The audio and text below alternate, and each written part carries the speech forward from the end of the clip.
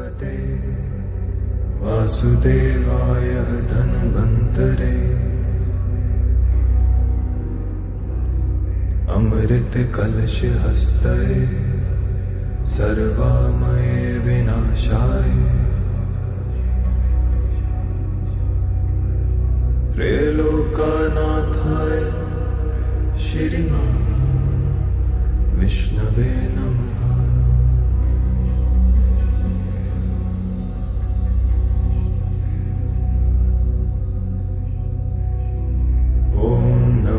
भगवते वासुदेवाय धन्वन्तरे अमृत कलश हस्तये सर्वामये विनाशाय त्रैलोक्यनाथाय श्रीमान विष्णवे नमः।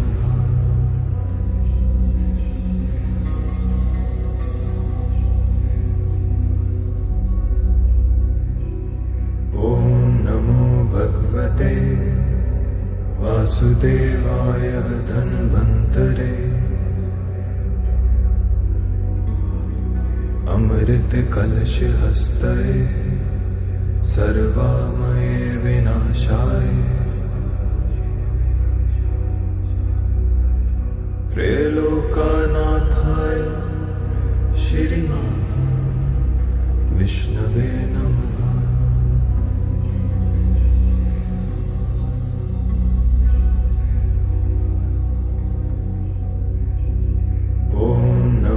भगवते वासुदेवाय धन्वन्तरे अमृत कलश हस्तये सर्वामये विनाशाय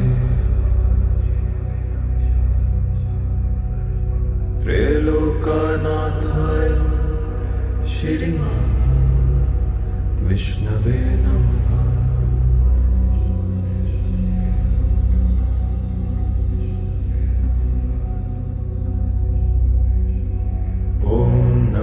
भगवते वासुदेवाय धन्वन्तरे अमृत कलश हस्तये सर्वामये विनाशाय त्रैलोक्यनाथाय श्रीमान विष्णवे नमः।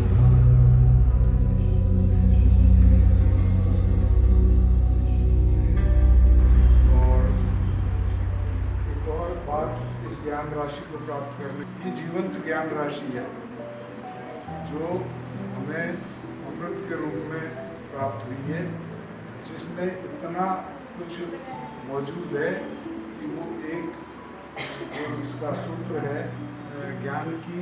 अभी जो हमारा लेवल है, हमारी जो भूमि है, उस भूमि के अकॉर्डिंग इसके अंदर से उपज पैदा होती है।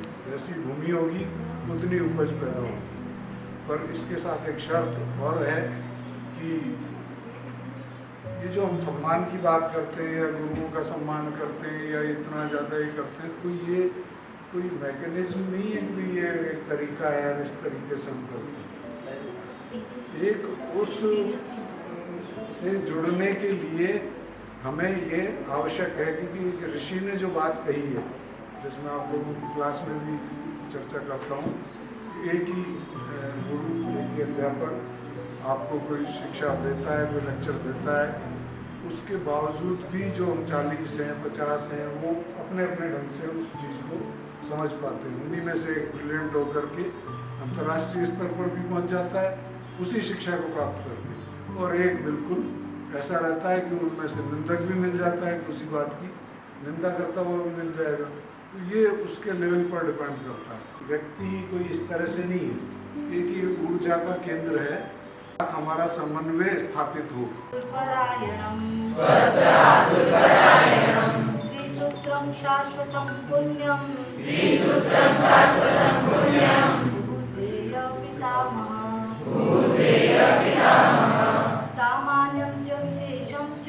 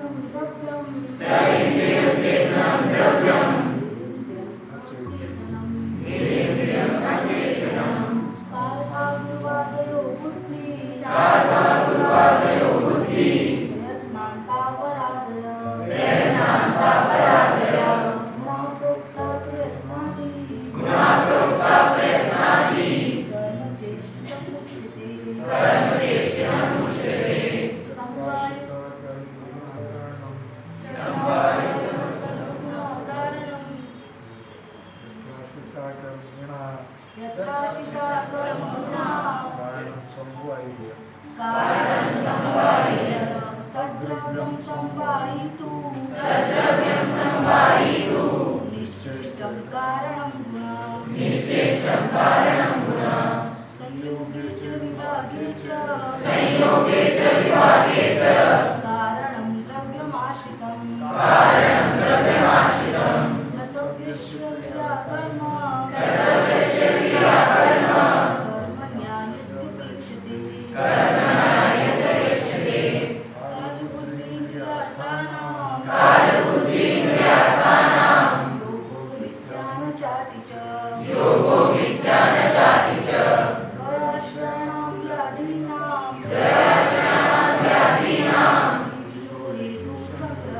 त्रिविधो हेतुसङ्ग्रहः निर्विकारपरसत्त्वात्मा सत्त्वभूतगुणेन्द्रिये चैतन्ये कारणं नित्यो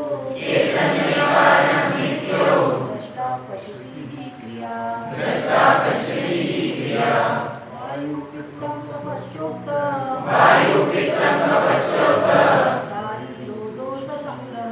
शारीरो दोषसङ्ग्रहः मानसः पुनरुद्दिष्टो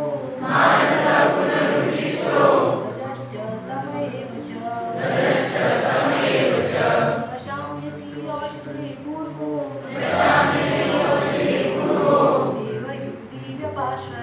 देवयुक्तिव्यपाश्रये मानसो ज्ञानविज्ञानं देवे स्मृति समाधिभिः वृक्षशीतो लघु सूक्ष्म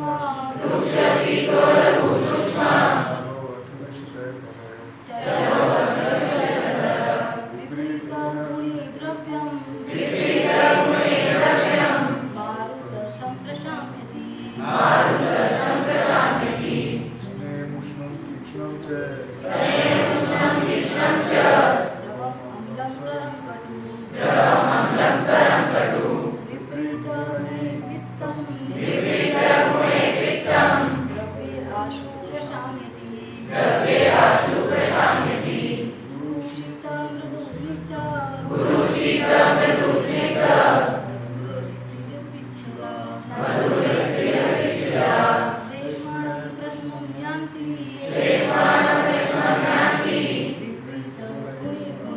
विपरीतगुणे गुणा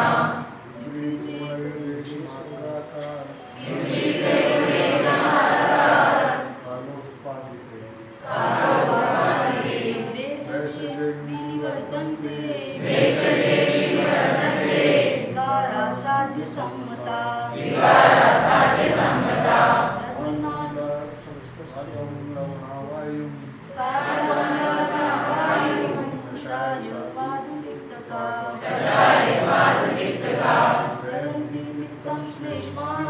जयन्ति वित्तं श्लेष्माणं कषाय कटुतिक्तका किञ्चित् दोषप्रशमनम्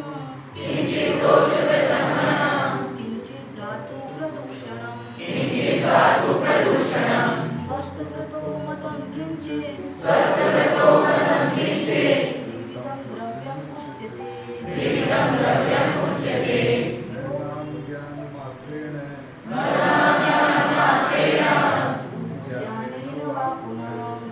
ज्ञानेन वा पुनः औषधीनां परं प्राप्तिः कश्चित् वेदुर्महति योग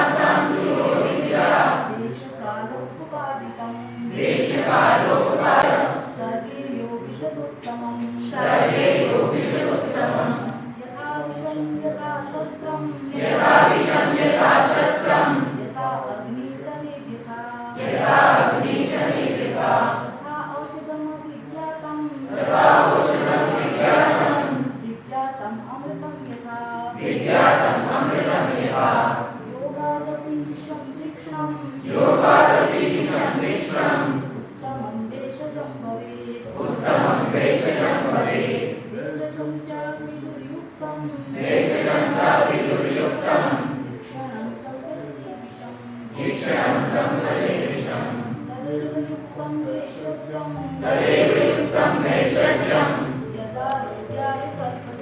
यदा रोग्याय कल्पते स चैव विद्यां श्रेष्ठो रोगेभ्यो प्रमुच्यते सम्यक् प्रयोगं सर्वेषां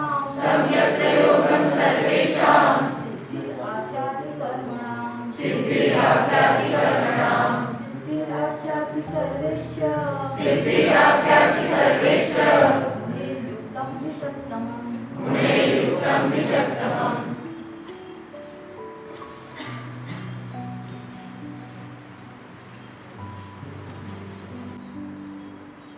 चरक जयंती की शुभकामनाएं दे रहे हम लोग, इसलिए माना जाता है कि आज नागपंचमी है। कल हम लोगों ने चरक के एक बहुत बड़ा अच्छा प्रेजेंटेशन किया था उस पर, क्या कहते हैं, अपने मॉडल पे। मैं उसको बहुत ज़्यादा पसंद किया, इतना अच्छा प्रेजेंटेशन था कि उसमें उन्होंने बच्चों ने बताया था चरक के ऊपर शेष नाग बताया।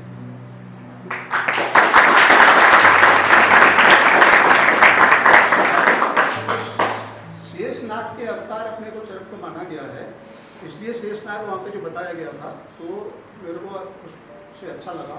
और चूंकि आज नागपंचमी है तो नागपंचमी होने की वजह से शेषनाग हैं, तो जो नाग के हैं, नाग के जो राजा हैं उनका भी आज अपने दिन मनाया जाता है, इसलिए आज को अपने लोगों ने चरक का माना है। पहले क्या होता था, पहले ऐसा नहीं होता था, कई तरह के चोर होते हैं। मैं अलग अपने शास्त्र से अलग पढ़ के अपने चिंतन के अनुसार बोलता हूँ। तो एक तो होते हैं नामचोर, एक होते दामचोर, एक होते कामचोर। तो आज के समय में नामचोर खूब हैं, दामचोर खूब हैं, कामचोर खूब हैं। पहले ऐसा नहीं होता था। मतलब होता है जिसके 100 फन हैं, शेष का सहस्त्र भी होता है, 1000 फन है। 1000 फन का मतलब होता है जहर, जिसके पास में जहर हो। एक फन के अंदर एक जहर होता है, 2 फन के अंदर 2 जहर होता है, जिसके अंदर हजारों फन है, जिसके पास में हजारों जहर होंगे। ऐसा नहीं है, ऐसा नहीं है। जिस व्यक्ति के पास में 1000 दिमाग, जितना दिमाग हो, वही चरक संहिता लिख सकता है। तो इसलिए शेषनाग के अवतार को मान के इसको कहा जाता है। अब नाग को भी आप दूसरी तरह से नहीं कह सकते हैं। नाग का मतलब यही नहीं है कि उसके अंदर जहर ही जहर है। नाग का मतलब होता है ना आग, जिसके अंदर जहर नहीं है, बिल्कुल आग नहीं है, शीतल ही शीतल। तो जो चरक संहिता लिखने वाले लोग थे, उसके अंदर आग नहीं थी, उनके अंदर जहर नहीं था, उनके अंदर दूसरे लोगों को कल्याण करने के लिए था। अभी हम लोगों ने श्लोक पढ़ा कि अगर सही मात्रा में जहर को भी दिया जाए तो वो भी एक अमृत का काम करता है, और अगर औषधि को भी ज्यादा मात्रा में दे दे तो वो भी जहर का काम करती है। इसलिए नाग का मतलब ये नहीं है कि उसके अंदर जहर ही जहर है। तो शेष नाग का मतलब यहाँ पर है कि चरक संहिता जिन्होंने लिखी है वो हजारों बुद्धियां थी, उनको हम प्रणाम करते हैं। आज हम उन नाग देवताओं को प्रणाम करते हैं जिनके अंदर नाग नहीं। आज के दिन आपने देखा होगा अपने भारतीय कल्चर में, हिंदुस्तानी कल्चर में आज अपने सांप को भी पूजते हैं, सांप को दूध पिलाते हैं। वैसे तो कहावत भी है कि सांप को दूध पिलाना है, वो भी कहावत है। पर आज के दिन ऐसा माना जाता है कि सांप भी है वो अपने जहर को त्याग देता है। अगर सांप ने अपना जहर त्याग दिया तो उसकी पूजा होनी शुरू हो जाएगी। तो ये चीजें जो कही गई हैं चरक संहिता के अंदर, ऐसा मैंने कोई पॉइंट नहीं देखा। ये इतना महासागर है। देखिए ऐसा होता है, कई बार क्या होता है कि आदमी बाद में जब अपनी दुकान बंद करता है तब पता चलता है कि उसने ये चीज तो बेची ही नहीं, ये तो पुणे में पड़ी रह गई। तो जब आदमी चरक संहिता के आयुर्वेद को पूरी तरह से पढ़ता है, जब अंतिम समय जब पढ़ते जब जाके अंदर जाता है, देखिए जिन खोजा तिन पाइया, पहरे पानी पेट, मैं बूढ़ी बपुरन डरी रही किनारे बैठ। ये अपने कबीरदास जी का दुआ है कि जिन्होंने खोजा, जिन खोजा तिन पाइया, जो उन्होंने पाया। तो कैसे पाया? गहरे पानी पेट। जितने गहरे पानी में आप जाते जाओगे उतने ज्यादा मोती आपको मिलेंगे। समुद्र में छिछली जगह में मोती नहीं मिलते। और मैं बेरी बपुरन डरी, मैं जो बपुरन यानी डरने लगी, बेचारी डर गई, तो रही किनारे बैठ, जो किनारे बैठा रहेगा उसको ज्ञान नहीं प्राप्त होगा। तो चरक ऐसी चीज है, चरक के अंदर महासागर है। मैंने पहले भी आप लोगों को कहा था, ऐसा कोई आप प्रश्न कीजिए जो चरक में नहीं है, जिसका जवाब चरक में नहीं है। कोई भी प्रश्न अपने आप से ही कर दीजिए, और प्रश्नों की कोई कमी नहीं है, हजारों प्रश्न है, करोड़ों प्रश्न है, एक प्रश्न करेंगे उसका चरक के अंदर जवाब। तो इसलिए चरक जैसा महासागर मैंने कहीं नहीं देखा। इसको जितना पढ़ते हैं उतना आनंद आता है, और जितना इसके अंदर डूबते हैं उतना आनंद आता है। चरक संहिता जैसा, देखिए भागवत को मैं किनारे पे इसलिए रखता हूँ, वो संकलन है चरक और सुश्रुत। चरक संहिता ने जो चीज़ लिखी हुई है वो चीज़ हाइपोथेसिस है, हाइपोथेसिस के बाद में थीसिस बनती है, रिसर्च होता है। तो हाइपोथेसिस इतनी सारी देती है कि हजारों साल तक इस पर काम होता रहेगा तो भी पता नहीं चलेगा। एक ही उन्होंने सूत्र देती है, सामान्य वृद्धि कारणम। और सामान्य वृद्धि कारण कितने प्रकार के हैं? 3 प्रकार के हैं, द्रव्य सामान्य, कर्म सामान्य और अपने गुण सामान्य। आप देखिए द्रव्य सामान्य को ले लीजिए, पहले अपने द्रव्य सामान्य ये सोचते द्रव्य सामान्य ये दे दिया, द्रव्य का सामान दे दिया, हो गया। नहीं, आगे जो ब्लड ट्रांसफ्यूजन करते हैं वो कहाँ से आया? हम लोग ब्लड ट्रांसफ्यूजन करते हैं, कहाँ से आया? द्रव्य सामान्य से। ब्लड लॉस हो रहा है, ब्लड ट्रांसफ्यूजन कर दिया, द्रव्य सामान्य वृद्धि कारण रक्त को बढ़ाएगा। उसके अंदर भी अगर प्लेटलेट की जरूरत है तो पूरा ब्लड देने की जरूरत नहीं है, और विशेष कर दिया, विशेषत्व पृथकत्व, उसमें दोनों के साथ में चलती रहती है। उन्होंने कहा प्लेटलेट की जरूरत है तो आरबीसी की जरूरत नहीं, हटाओ इनको, सिर्फ प्लेटलेट अलग कर दो। विशेष कर दिया और सामान्य कर दिया, उसको दोनों की प्रवृत्ति साथ में ही चल रही है। विशेष क्या किया? प्लेटलेट को अलग कर दिया और प्लेटलेट से सामान्य हो गया। तो इस तरह से जो द्रव्य की है उसकी भी अलग अलग परिभाषाएं, और परिभाषाएं द्रव्य से आगे चले तो कर्म की परिभाषा है, उसके बाद गुण की परिभाषा। अकेला गुण ही लेना है तो आयरन की आप वो करेंगे, ताज्जुब करेंगे, अगर आयरन ओरल किसी भी साइंस के अंदर दिया गया है, जब चरक लिखा गया है उससे पहले जितनी भी साइंस थी तब तक ओरल आयरन किसी ने नहीं दिया, सिर्फ चरक ने शुरुआत की। तो हम लोग कितने आगे थे, चरक कितना आगे था कि उन्होंने ओरल ही आयरन को देना शुरू कर दिया। तब तक आयरन लोग जानते ही नहीं थे कि आयरन देते हैं। हमारे यहाँ जो अपने जो शब्द यूज किया गया है रक्त के लिए, लोहित, हमारे यहाँ यूज किया गया है, और लोहित का मतलब होता है जिसके अंदर लोह है। तो इसका मतलब आचार्यों ने कितने ज्ञान किया होगा जब पता चला होगा कि आयरन की इसके अंदर आयरन है, आज से 5000 साल पहले की। सुश्रुत को भी याद करें, सुश्रुत के अंदर वही लिखा गया है जो बिल्कुल प्रैक्टिकल है। सुश्रुत ने कह दिया, जो प्रैक्टिकल किया वो उन्होंने लिख दिया। चरक ने जो प्रैक्टिकल था और लोगों का प्रैक्टिकल था वो सारा का सारा संकलन करके किया। तो चरक की अपेक्षा, तो सुश्रुत की अपेक्षा चरक में बहुत सारी चीज़ें, जैसे आप देखेंगे मदात्य, अपने जो है मदात्य के बारे में जितना अच्छा लिखा गया है चरक के अंदर उतना कहीं नहीं लिखा। भागवत के अंदर दोनों ने संकलन किया है, अलग भागवत है, अपने अष्टांग संग्रह है, अष्टांग हृदय है। उसके बाद में उन्होंने परिष्कृत करते गए हैं, धीरे धीरे करके उसमें प्रक्षेप डालते गए हैं।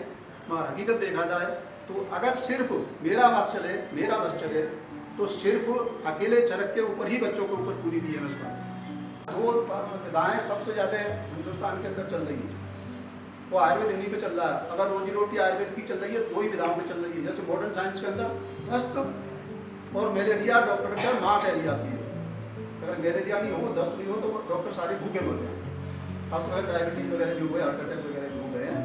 हमारे आयुर्वेद के अंदर 2 विधाएं ऐसी हैं जिनसे आयुर्वेद वालों की रोजी रोटी चलती है। 40 साल मुझे हो गए आयुर्वेद के अंदर, आयुर्वेद 42 साल। तो एक तो है छाछ सूत्र, जिसका रिजल्ट है 100% डेटा का सही तरह से काम करे, और दूसरा है पंचकर्म। तो पंचकर्म अगर आपको पढ़ना है, चरक से अच्छा कोई पंचकर्म है ही नहीं। कहीं भी चले जाओ, बहुत सारी चीज़ें लिखी होंगी और लोगों ने लिख दिया होगा। अगर चरक की एक हलंत, अगर चरक ने हलंत लगाया है, अगर चरक ने ऊपर बिंदी लगाई है, अगर चरक ने अगर माँ लिखा है, आधा माँ लिखा है, बिंदी लगाई है, कल बात कर रहे थे डॉक्टर साहब, अलग अलग अंग बोलना है तो अलग माँ बोलना है, ना मिला है, माँ मिला है, अन्ना लगा है।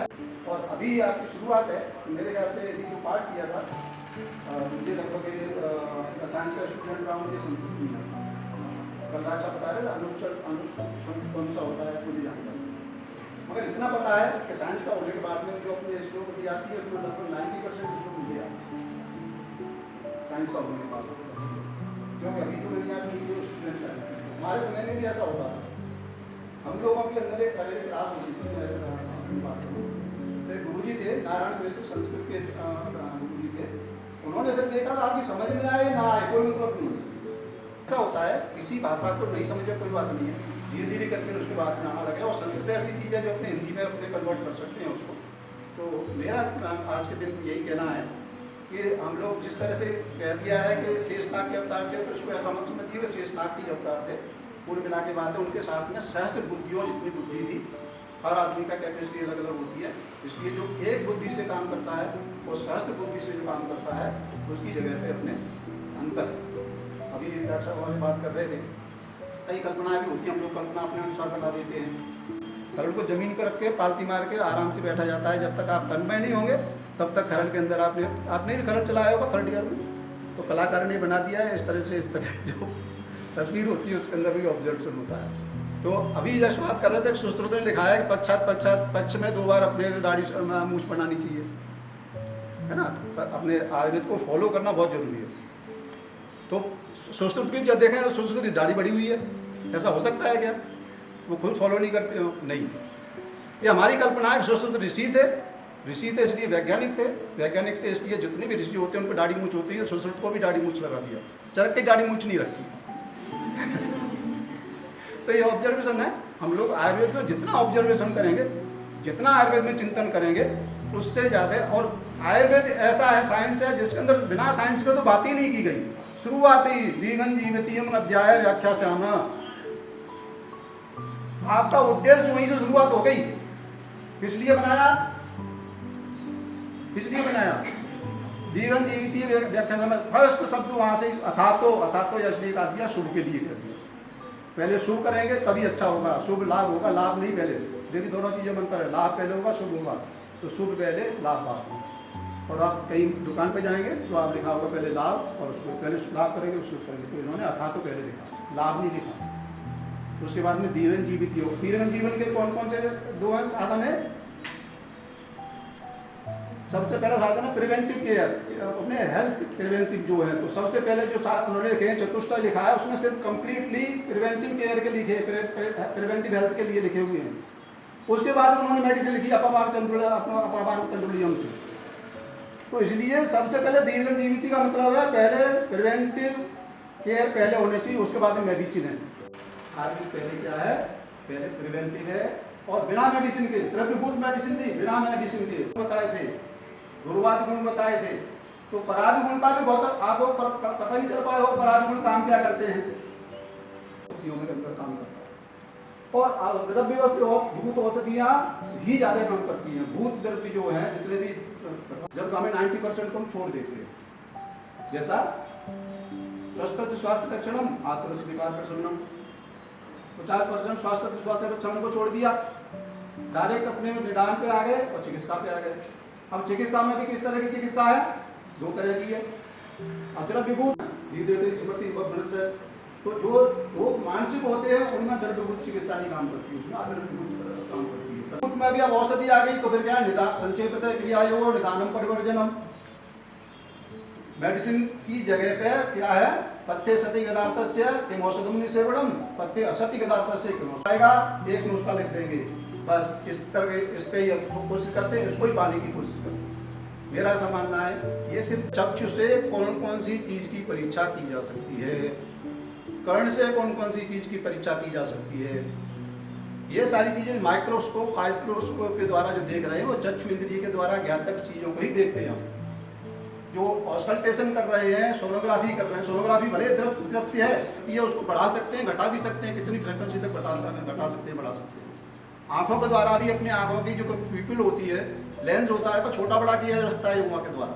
तो दूर तक भी देख सकते हैं, नजदीक तक भी देख सकते हैं, कुछ मात्रा में अपने देख सकते हैं, मगर योगी लोग बहुत ज्यादा उसको संकुचित कर सकते हैं, दूर दृष्टि और नजदीक दृष्टि हो सकती है, इसलिए सूक्ष्मतर और दूरतर देख सकते हैं।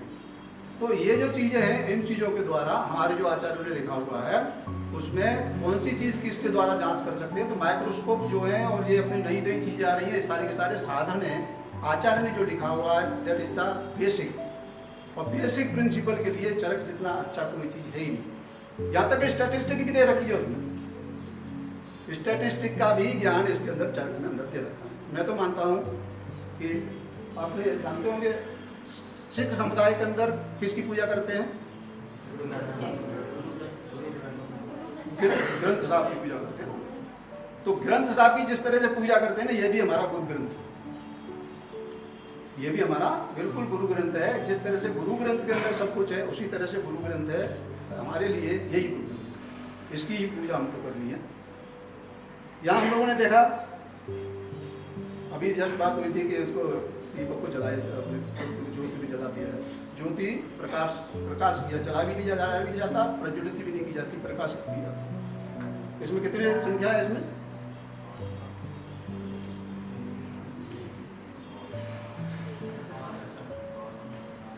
कितने हैं? 7 हैं, 5 नहीं है। ज्योति ज्यादातर होती है वो विषम होती है, सम नहीं होती है। सूर्य की रश्मि कितनी है? सूर्य के घोड़े कितने हैं? 7 घोड़े। ये 7 घोड़े प्रकाशित कर रहे हैं। प्रकाश को ये ज्योति को प्रकाशित किया जाता है, जलाया नहीं जाता, प्रज्वलित नहीं किया जाता। प्रज्वलित किया जाता है हवन की कुंड की अग्नि को। एक एक शब्द का, हर शब्द के अंदर मैंने कहा हलंत लगा दोगे, बिंदु लगा दोगे, अर्थ चेंज हो जाएगा। तो इस तरह से अपने हर चीज़ के अंदर, संस्कृत के अंदर भी हर चीज़ का वो है। तो मैं चरक को प्रणाम करता हूँ जिन्होंने इतना अच्छा मेरे को ग्रंथ दिया, जिसकी वजह से मेरी रोजी रोटी चल रही है और मेरी आने वाली पीढ़ियाँ भी इसी रोजी रोटी की वजह से खाएंगे। थैंक यू चरक। आपके जो यूनिक प्रिंसिपल्स हैं हम हमेशा फॉलो करने की ट्राई करेंगे। सर की एक बात हमेशा नोटिस की है मैंने, मतलब सबका स्पीच सुनते हैं लेकिन लास्ट में सर का आता है और सर का स्पीच सबसे यूनिक होता है और वो जो बातें बताते हैं वो हमेशा कहीं ना कहीं जो है हम अपने जीवन में देखे हुए होते हैं, हमारे जीवन के लिए बहुत ही ज़्यादा उपयोगी होती है। तो बहुत बहुत धन्यवाद सर। अब मैं प्रोफेसर मनोज शर्मा सर से रिक्वेस्ट करूँगी कि वो हमें आशीर्वचन प्रदान करें। कहना चाहते हैं कि उनकी कृपा के बिना हम वो जो कहना चाहते हैं उसको भी नहीं समझ सकते। और ये दूसरे शास्त्र ऐसे हो सकते हैं जो गणित की तरह हम उनको किसी को पढ़ा दें, और ये शास्त्र ऐसे नहीं है जिनको हम मैथमेटिक्स की तरह पढ़ और समझ सकें। और समझ सकते हैं लेकिन इसके अंदर एक ये जो आध्यात्मिक शक्ति है उसका अवश्य सानिध्य चाहिए, क्योंकि ये आत्मविज्ञान है, सबसे बड़ी चीज़ है। तो इसमें आत्मविज्ञान के अंदर जब तक आत्म पक्ष को हम नहीं जानेंगे तो उस ऊंचाई तक हमारी ऊंचाई आ नहीं पाएगी। भौतिक से ऊपर शरीर से हट करके, हम शरीर से हट करके अपनी इंद्रियों का विकास कर सकें, वो तब संभव होगा जब इस बात को तो समझें कि हम अतीन्द्रिय स्थिति के अंदर भी पहुंच सकते हैं। हमारी सामर्थ्य ये है, ये लिमिट है, और इस लिमिट को क्रॉस करने की भी कोई मेथोडोलॉजी है। सत्व, रजस और तमस की जो स्थिति हमारी मनोभाव है कि हम जो अलग हैं वो मन के स्तर पर ही अलग है। बाकी तो हम सुने कि एक ही तरह की सी रचनाएं सब कुछ वो है, लेकिन मन के स्तर पर अलग है। मन का स्तर जो है वो सत्व, रज और तमो गुणात्मक स्वरूप के अंदर भिन्न है। इस भिन्नता को हम कैसे जीत सकें या कैसे उस लेवल को अचीव कर सकें जिससे कि वो बात जो बात इंद्रियों से परे की है वो भी हमारे समझ में आने लगे, तो हमारे कदम उस तरफ बढ़ते जाते हैं।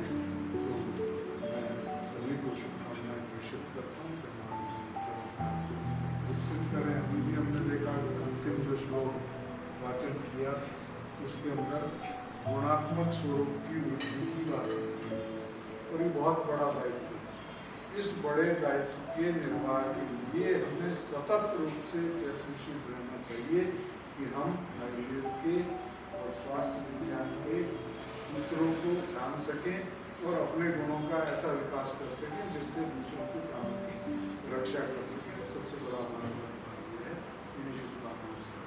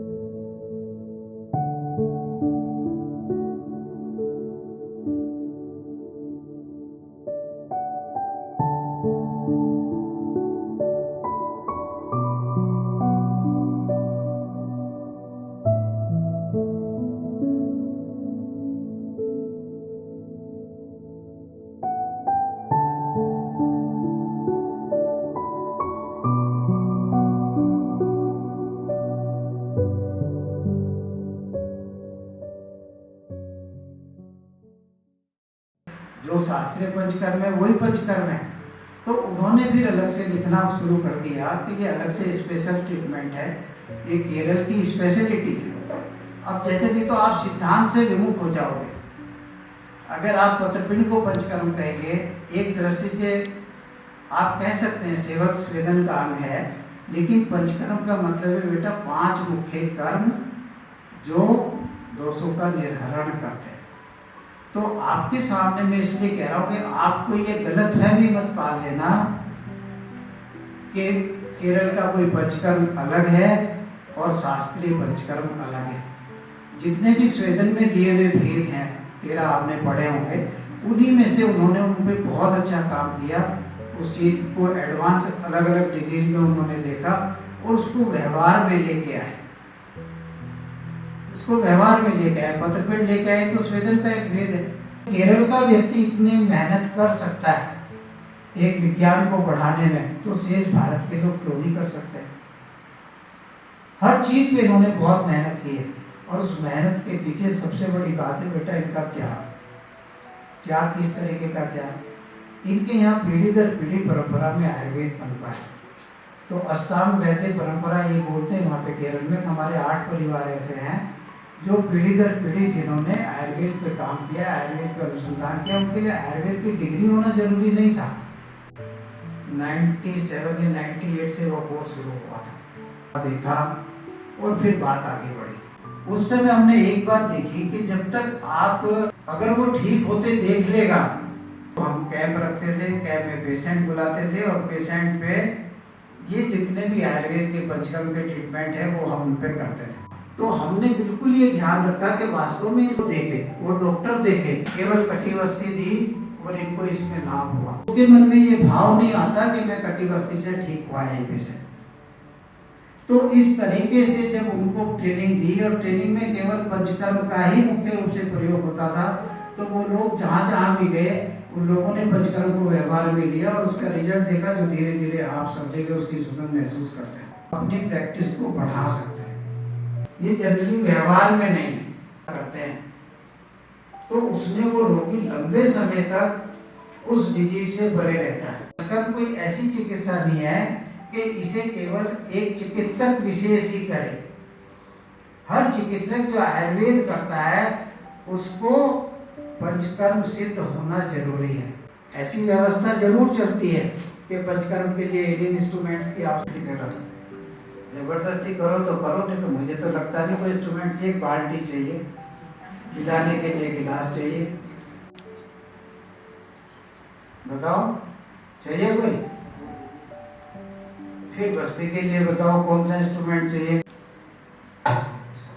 अशोक जी आए, अरे डॉक्टर साहब को चाय पिलाई या नहीं पिलाई? आया ना, मैं इंतजार करता रहा आएगी।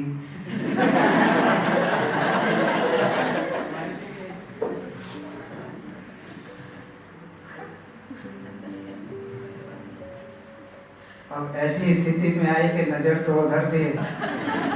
अग्रवाल जी ने अनुमति दे दी तो हिम्मत दिखाई पीने की, तो थोड़ा सा गले में कुछ आया।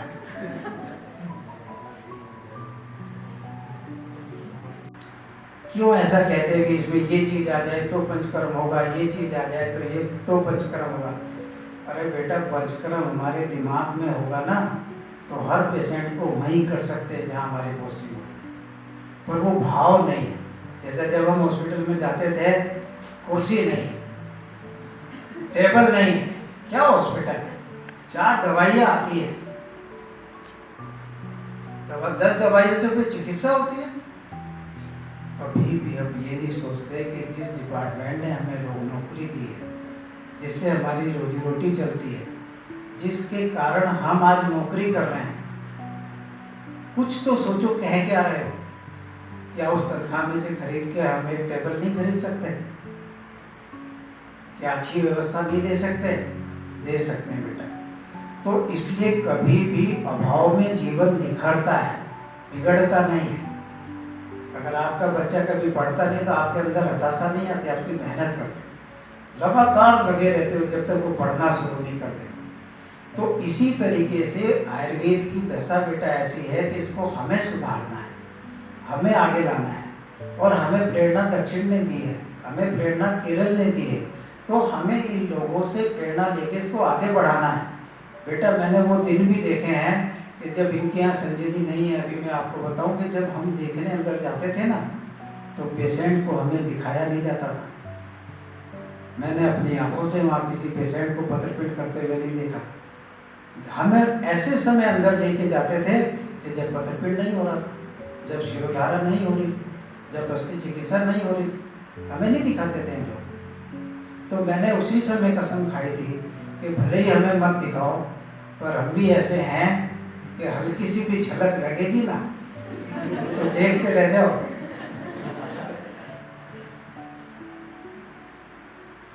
तो उस चीज को व्यवहारिक किया इन्होंने, सिखाया थोड़ा किसी को नहीं सिखाया लोगों ने, ये तो हमने जबरदस्ती छीना है। पूछ लेना आप संजय सर से। तो इसको व्यवहारिक पर थोड़ा बहुत, जैसे कस्तूरे साहब थे, श्रीधर कस्तूरे, आप आयुर्वेदिक पंचकर्म चिकित्सा विज्ञान उनका पढ़ते हैं, बहुत मेहनत की उन्होंने। वो ग्रंथ दिया पंचकर्म को कि जो किसी ने भी वो काम नहीं किया। दक्षिण भारत में भी उस तरीके का काम है, जैसे मैंने बताया ना, दक्षिण भारत में 5 उपक्रम है, मूर्ध सेके, काय सेके, पिंड स्वेदो अनुलेपनम, शिरोलेपस्येति, पंचकेरले पठिता क्रिया। इन 5 कर्मों के 5-5 श्लोक हैं, और वो श्लोक भी कोई शास्त्र सम्मत नहीं है। शास्त्र सम्मत से अभिप्राय मेरा ये है कि वो कोई चरक सुश्रुत भागवत के उदाहरण नहीं है। वो कोई संस्कृत जानने वाले विद्वान ने शुरू में लिख दिया कि भैया ये शिरोधारा है, ये निद्रा नाश पे काम करती है, ये मधुमेह पे काम करते हुए हमने देखा है, ये इसका एंजाइटी पे काम है। तो ये शास्त्रीय उदाहरण नहीं है बेटा। मैं श्लोक नहीं बोलना चाहता था, लेकिन आप बोर हो जाओगे। गुरुजी ने पहले ही बता दिया कि श्लोक रटने में अपनी मास्टरी थी, तो वो किताब जो इनकी चलती है वो मैंने रट ली वहाँ जाके। 3 महीने का प्रोग्राम था। 3 महीने के प्रोग्राम में ये एक एग्जाम लेते हैं। तो उस एग्जाम में जब कॉपी चेक की, उन्होंने कहा ये लड़का कौन है। इन्होंने कहा साहब उत्तर भारत का है, राजस्थान से आया है। कि यार ये श्लोक तो हमारे केरल के लोग याद नहीं करते, इसने कैसे लिख के बता दिया 3 महीने में। इसने सारे श्लोक लिख दिए, शिरोधारा ये काम आती है, पत्रपीठ ये काम आता है। उनकी एक ही छोटी सी किताब है, केरली पंचकर्म के नाम से। राइटर भी भूल रहा हूँ, हमारा उत्तर भारत का ही राइटर है, उसने कोटाकल में उनकी पोस्टिंग थी, उन्होंने किताब लिख दी। वो अब आप देखो कि जो आयुर्वेद का छोटा सा अंग है, उसने इतनी तरक्की की, तो हम क्यों नहीं कर सकते। वो मतलब हम तड़पते नहीं अंदर से। हमें अपने मतलब हम कभी ये नहीं सोचते हम भी डॉक्टर हैं, हम भी 6 साल पढ़े, हम भी 9 साल पढ़े। क्या एलोपैथिक चिकित्सा व्यवस्था ऐसी है कि जिससे डॉक्टर बना जाता है, आयुर्वेद से नहीं। आप मुझे बताओ, आचार्य चरक ने जब अग्निवेश तंत्र का संस्कार किया, पहले ज्ञान कहाँ से आया? ब्रह्मा जी से। ब्रह्मा जी ने किसको दिया? दक्ष प्रजापति को दिया। दक्ष प्रजापति से कौन आए? अश्वनी कुमारों ने। पृथ्वी लोक पे तो कुछ है ही नहीं अब तक। हमारी चिकित्सा के लिए इतना सब कुछ थोड़ा ही था, ये तो देवताओं के लिए है। फिर क्या हुआ? हमें खांसी जुकाम शुरू हुआ। जब हमें खांसी जुकाम शुरू हुआ तो सभा बुलाई कि भैया खांसी जुकाम जो हमारे प्राणों को ले रहा है, इसकी क्या व्यवस्था है। तो सारे ध्यानस्थ हो गए। ऋषि हिमालय की तलहटी में ध्यान में आया, इंद्र जानता है। तो इंद्र के पास कौन जाए? भारद्वाज ऋषि में वो ताकत है जो देवलोक जाके आ सकते। सब में तो ताकत नहीं होती। तो आप देखो, यहाँ से भारद्वाज ऋषि गए किसको लेने? रोगों की चिकित्सा के लिए गए। रोगों के प्रति कल्याण भाव रखते हुए वो वहाँ पर गए और उन्होंने वहाँ से आयुर्वेद सीखा, त्रिसूत्र आयुर्वेद सीखा। किसको बताया आके? चरक की बात चल रही है तो बताओ किसको बताया? पुनर्वसु आत्रे को बताया। पुनर्वसु आत्रे की कैटेगरी के जो और भी शिष्य हुए उनको बताया। पुनर्वसु आत्रेय ने फिर उस ज्ञान को, अब तक तो केवल कहीं लिखा हुआ नहीं है, जैसे वेद श्रुति है ना बेटा, सुन के कंठस्थ हुए, लिपिबद्ध बाद में वेदों को किया गया, इसी तरीके से आयुर्वेद भी केवल सुन के कंठस्थ होने वाला था पुनर्वसु आत्रेय तक। पुनर्वसु आत्रेय ने जो भारद्वाज जी ने जो पुनर्वसु आत्रेय को जो ज्ञान दिया वो केवल बोला है, लिपिबद्ध नहीं था।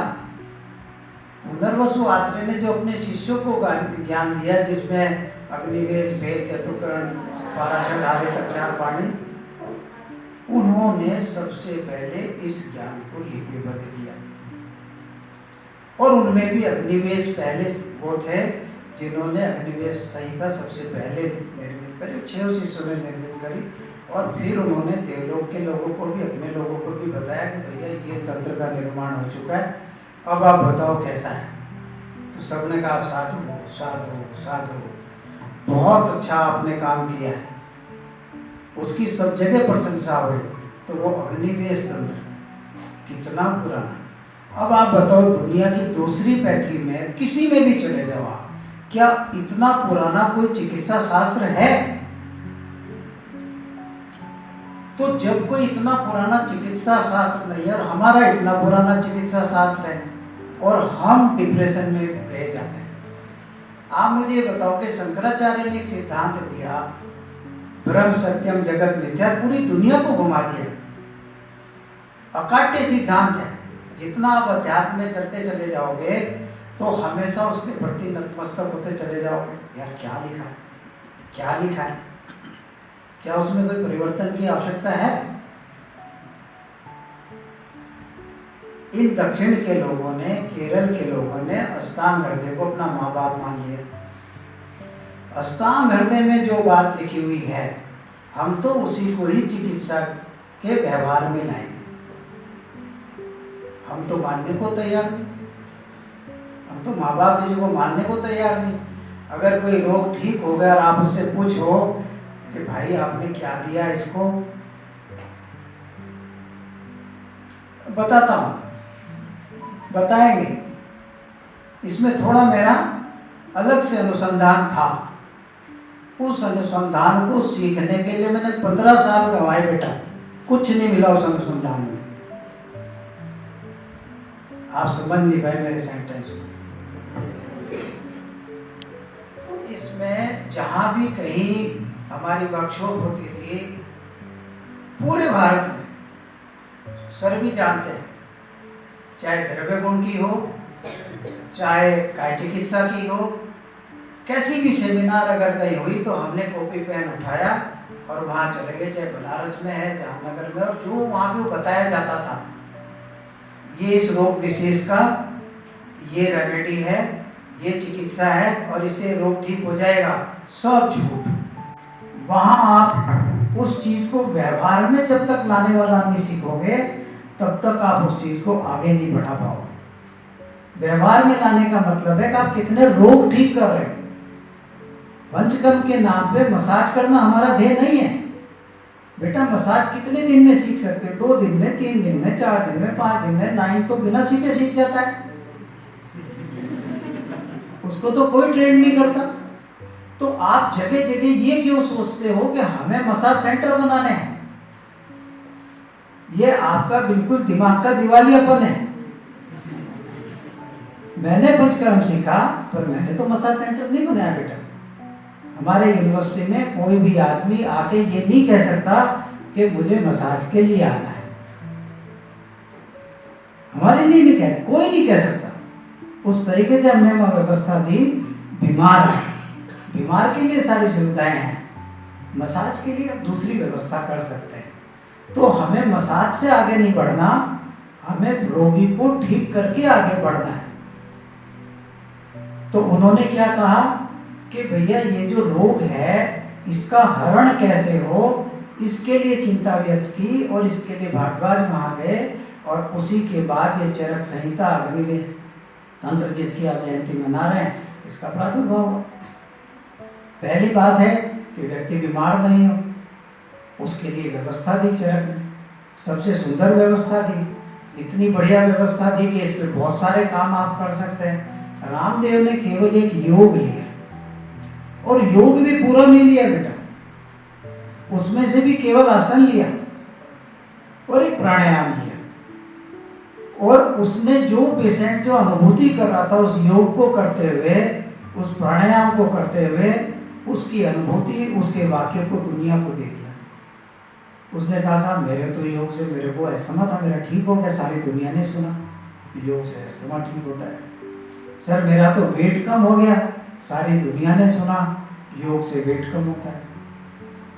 और जो जो लोग बोलते चले गए योग से ये होता है, योग से ये होता है, योग से ये होता है, दुनिया ने उसको अडॉप्ट कर लिया।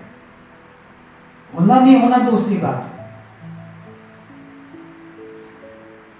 लेकिन लोग तैयार बैठे हैं कि आप कुछ लेके तो उनके सामने आओ, कुछ कहो तो कि हमारी ये औषधि इस बीमारी को ठीक करते हैं, तो तैयार बैठे हैं लेने के लिए।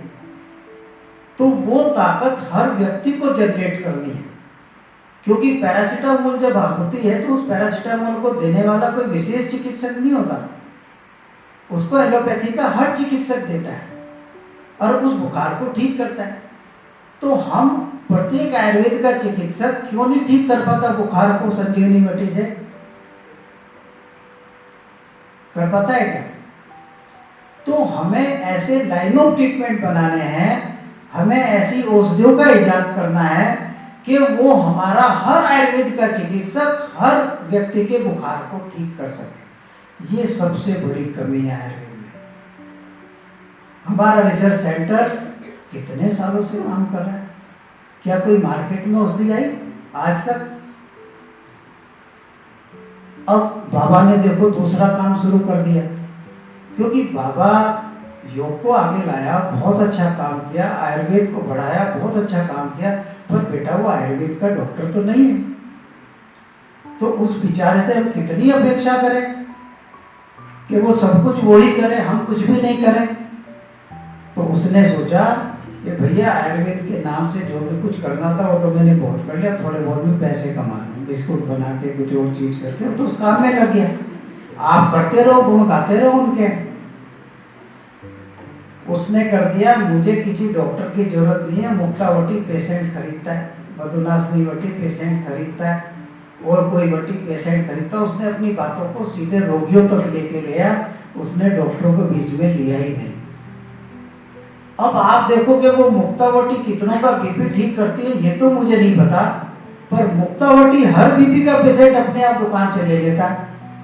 तो अब आप बताओ कि आयुर्वेद को लेने के लिए तो लोग आगे हैं, लेकिन देता कौन है उसको? बाबा रामदेव ने दी तो खा रहा।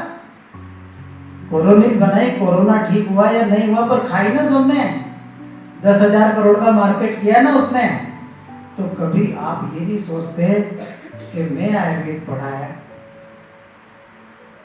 पर मैं कुछ नहीं दे सकता इन लोगों के लिए इस कोरोना में, जो बाबा रामदेव जिसने आयुर्वेद नहीं पढ़ा वो दे सकता है। तो क्या ये तड़प आपको नहीं होती?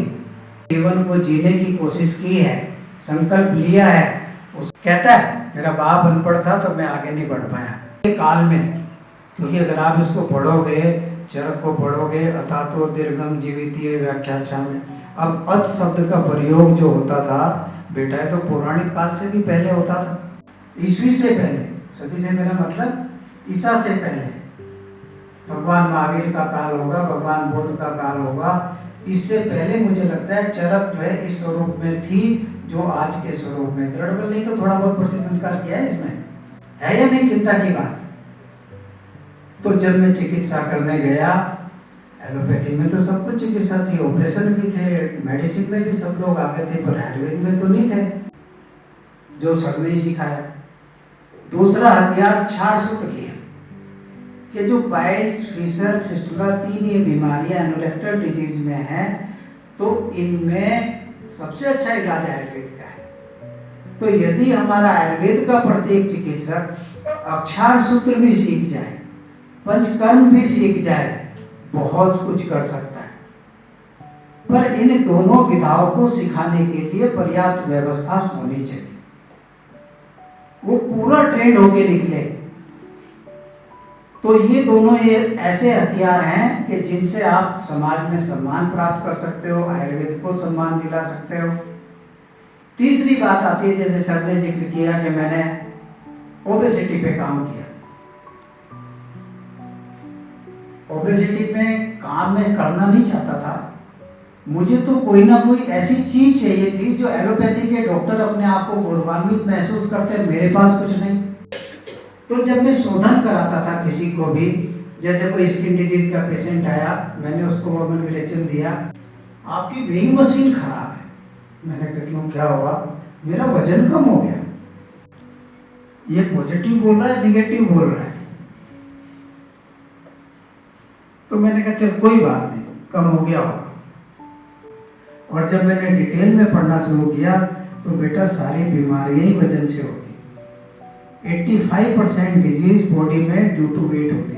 तो अपने नुकसान है ही कि जब वजन बढ़ेगा, हार्ट पे उसकी प्रॉब्लम आएगी, लंग्स में प्रॉब्लम आएगी, सिक्रेट करती है, उसने जो इंसुलिन का रिसेप्टर है उसकी चेंज कर दिया केमिकल स्ट्रक्चर। यदि हम इस फैट सेल को शरीर में जमने से रोक दें, वो कैसे रोकेंगे? वो आयुर्वेद क्या, मैं सबको कहता, तो मेरा उद्देश्य तो मूल मंत्र था आयुर्वेद का कि मुझे लोगों में ये आदत डालनी। भले वमन नहीं करा सकते, कोई बात नहीं, विरेचन ले लें। वो बीमारियां होंगी जो फैट सेल के इकट्ठा होने से होती है। क्या हम अपने आयुर्वेद में ऐसी दवाइयां तैयार की कि ले भाई ये गोली जो मैं दूं तब भी शुगर कम हो, रामवीर जी दें तब भी शुगर कम हो, रमेश जी दें तब भी शुगर कम हो?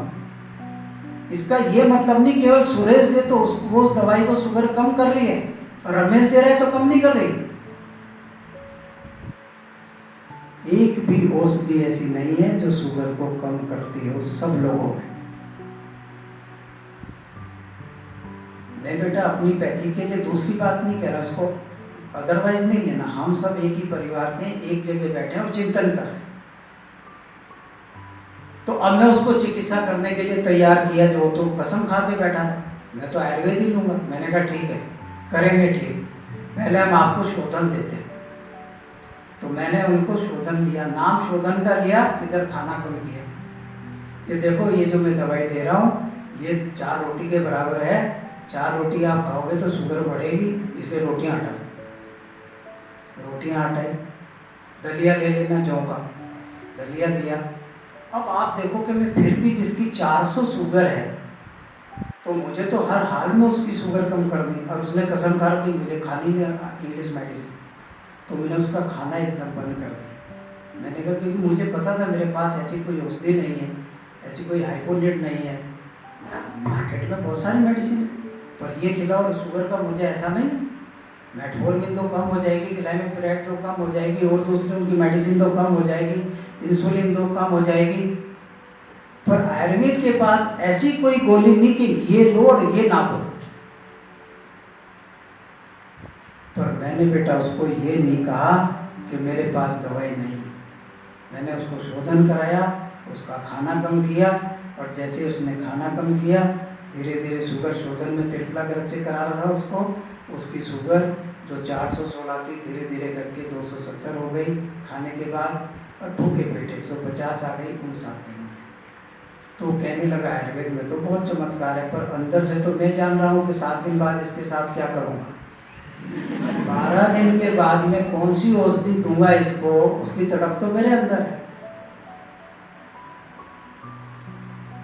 ये बात हमें सीखनी, तो हम उस बात को तड़पते हैं कि हमने इतनी किताबें पढ़ी भी हैं, लेकिन क्या वास्तव में हम चिकित्सा कर पा रहे हैं?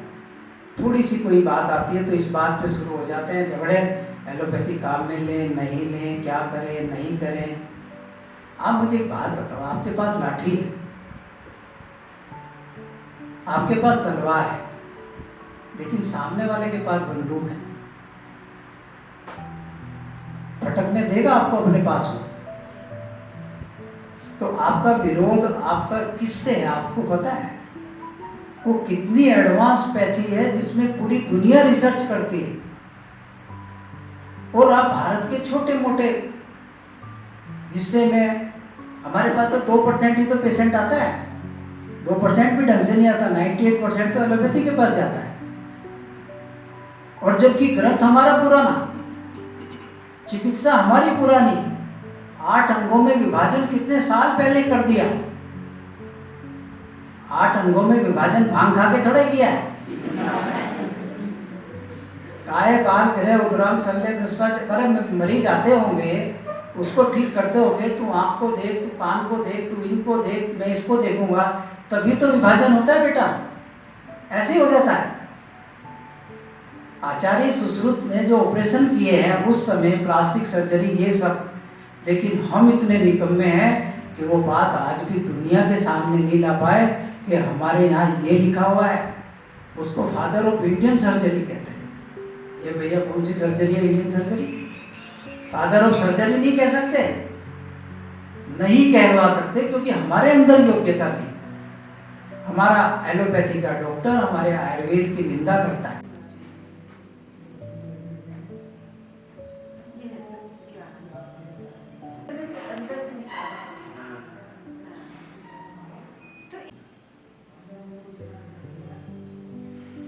लेट हो गया है, समथिंग ऐसा कुछ। चाहे गप्पों से ठीक हो तो, कोई आदमी अगर सुस्त पड़ा हुआ है, लेथार्जी पड़ा हुआ है, कोई काम नहीं कर रहा है, उसको गालियां दे दो 50।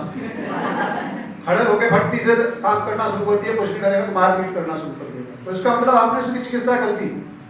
जो लेथार्जीनेस थी, जो आलसी था, आलसी की चिकित्सा क्या है? गाली दे दिया। तो यह भी क्रिया किया है। तो डॉक्टर साहब का कहने का मतलब है कहाँ से चिकित्सा करनी है, किस तरह से चिकित्सा करनी है, कहाँ से ज्ञान प्राप्त करना है, उसको अपने को लेना। और सिर्फ ये नहीं ज्ञान प्राप्त करके रख लो। जैसा डॉक्टर साहब ने बताया, देखिए एक एक पॉइंट को पढ़ना होता है, एक एक पॉइंट को ऑब्जर्व करना होता है। उन्होंने बताया कि मैंने ट्रीटमेंट उसको दिया ही किस लिए? ट्रीटमेंट उसको दिया शोधन, और पता चला कि साला शोधन करते करते लोग, आदमी का वेट कम हो रहा है। तो चिकित्सा किसकी मिल गई? शोधन की चिकित्सा के साथ साथ में 200 के अपने शोधन के साथ साथ में चिकित्सा मिल गई। एक पत्ते पड़ गया कि वेट लॉस होता है। एक वेट लॉस लेने के नाम पे ही आदमी अंतरराष्ट्रीय हो सकता है। और एलोपैथी वाले आके चरण स्पर्श करते हैं कि साहब आप भी इंसान हैं। तो कुल मिला के बात है कि हम जो काम कर रहे हैं उसमें से कौन सी चीज हमको प्राप्त हो जाए पता नहीं। तो ये जो प्रैक्टिकल चीज है, इन चीजों को ग्रहण करना होता है। और बिना सिद्धांतों का तो काम चल ही नहीं सकता। सिद्धांत को तो पहले पढ़ना पड़ेगा, तभी अप्लाई होगा, अदरवाइज नहीं हो सकता। अंधाधुंध गाड़ी नहीं चलती। स्टीयरिंग को किधर घुमाना, बाएं घुमाना है, दाएं घुमाना है, वो सिद्धांत से ही पता चलता है, फिर गाड़ी चलती है। तो निश्चित ही सिद्धांत को किस तरह से अप्लाई करना है, ये डॉक्टर साहब आपको बताया है, तो इसके ऊपर आप चिंतन करें। तो डॉक्टर साहब फिर जैसा बात की है, अरुण जी ने, नाम तो आप जानते ही हो। अरुण किसको कहते हैं? अरुण किसको कहते हैं? सूर्य को। तो सूर्य जहां भी जाएगा वहां प्रकाशित करेगा, आपको प्रकाशित कर दिया। आप दीपक हैं, तो दीप को अपना दीप ज्योति प्रकाशार्थम, दीप से दीप को जलाया, आप लोग प्रकाशित होइए। मैं आदरणीय डॉक्टर अरुण जी को धन्यवाद कहता हूँ कि उन्होंने हमारे बच्चों को मोटिवेट किया। हमारे बच्चे नहीं बल्कि वो उनके आपके भी उनके भी बच्चे हैं, वो भी हमारे यहाँ एज ए फैकल्टी हैं। तो मैं उनका स्वागत करता हूँ कलाश्रम फैकल्टी के द्वारा, कलाश्रम ज्ञान प्रदान करना चाहते हैं, यहाँ से वजन प्रदान करना चाहते हैं, तो हमारे लिए बहुत भाग्य की बात है। और सेकेंड थिंग भी इसके साथ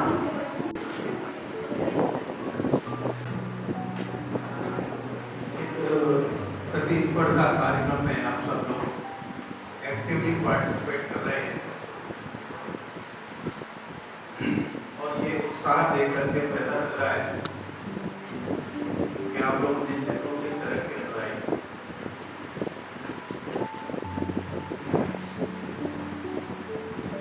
जो फाइनल ईयर के स्टूडेंट्स हैं जिन्होंने चरक संहिता को पढ़ लिया है, वो मेरी बात को थोड़ा सा समझ सकते हैं। चिकित्सा स्थान की भी बात कर रहा हूँ, क्योंकि मुझे निर्देश दिया है कि चरक के बारे में कुछ 2 शब्द बोलने हैं।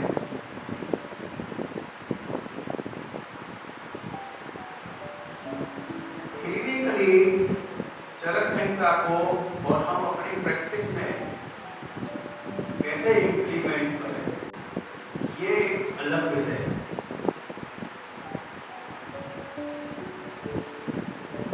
परीक्षा की दृष्टि से आप लोगों ने चरक संहिता शुरुआत तो ठीक है, उस समय तक कुछ समझ में नहीं आया, थोड़ा बहुत रट लिया और लिख दिया, परीक्षा पास।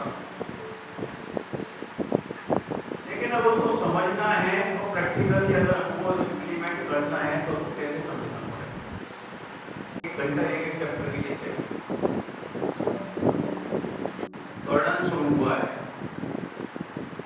त्रिसूत्र आयुर्वेद के रूप में हेतु निम्बोसर स्वस्था तो पढ़ा है। सबसे पहले स्वस्थ के लिए बताया है, तो उसके लिए कौन कौन से ऐसे कारण हैं कि जिसको स्वस्थ रखेंगे। उसके लिए औषधि क्या है, स्वस्थ के लिए औषधि की जरूरत नहीं है, पक्ष पालन है उसके लिए औषधि है। अब यहाँ पर आता है कि अगर आकुल के लिए हमने व्यवस्था करनी, क्योंकि हमारा जो पर्पज है चिकित्सा करने का है, तो क्लिनिकली उसको कैसे देखें। पांडु का चैप्टर आपने पढ़ा होगा, पांडु के बाद कामला का साथ लिखा हुआ है, बहुत अच्छा सा स्पष्ट निर्देश लिखा हुआ है कि पांडु को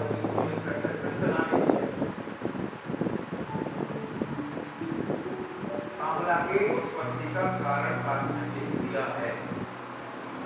पित्तवर्धक आहार ज्ञान का सेवन कर रहा है तो पांडु का रोगी है, तो मामला होगा। अब यहाँ पर ये प्रश्न ये है कि पांडु कौन से दोष और उसकी व्याधि है, कामला कौन से उसकी व्याधि है, ये समीक्षा। इसी तरह से अगर तमस स्वास्थ्य के परिप्रेक्ष्य में देखेंगे तो स्वास्थ्य रोगी भी हमारे पास आते हैं, जब सीधे थे तब तक तो सीधे सीधे दवाई पड़ते थे, करोति पीनसम देना उनको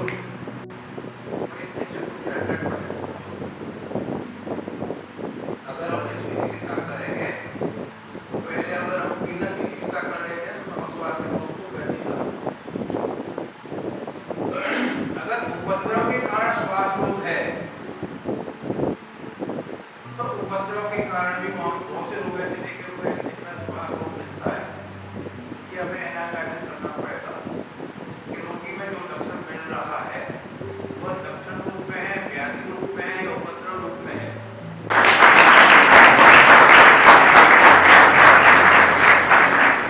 हाथों से डिक्लेरेशन करते, घोषणा करते।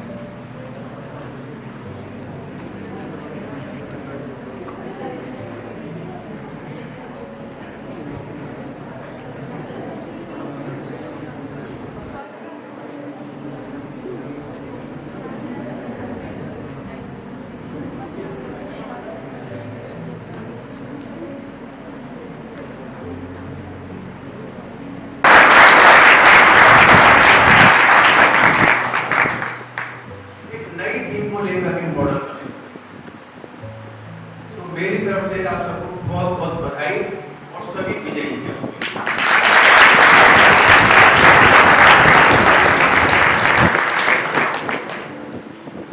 लेकिन अब क्योंकि प्रतिस्पर्धा है, एक औपचारिकता निभानी है,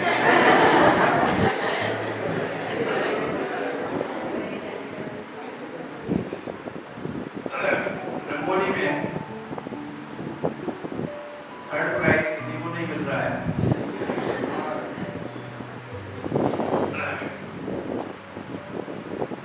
सेकंड प्राइज के लिए हैं मिताली और रस्ती।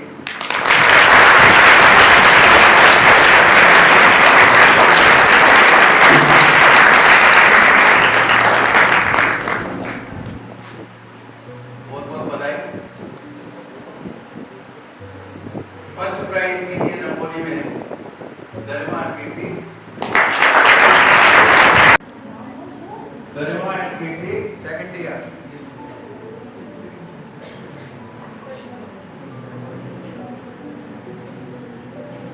और कंसोलेशन प्राइज गरिमा मेघवाल,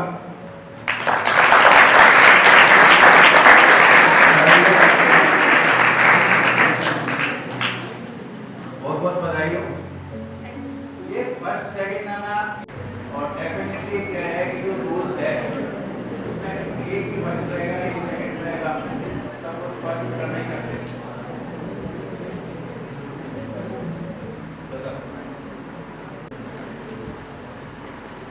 श्लोक के लिए श्लोक वाचन जो हुआ उसमें थर्ड प्राइज जाता है आकांक्षा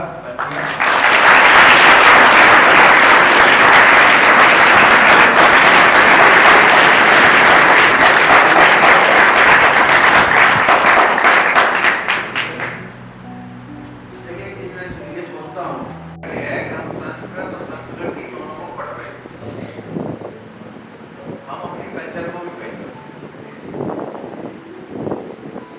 जितना मन के साथ मन से संस्कृत को पढ़ेंगे संहिताएं उतनी ही आपको इंटरेस्ट देंगे। संहिताओं से दूर रहेंगे तो फिर क्या है क्या आधा अधूरा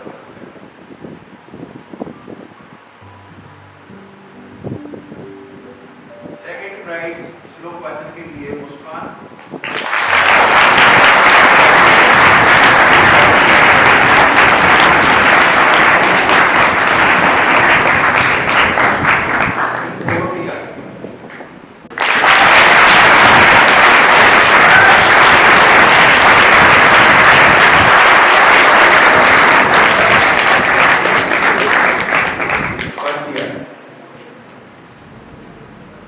के बच्चे तो ज्यादा सिंसियर है, नए नए आते हैं, इसलिए क्या है कि शैतानियां भी उनके दिमाग में ज्यादा नहीं है।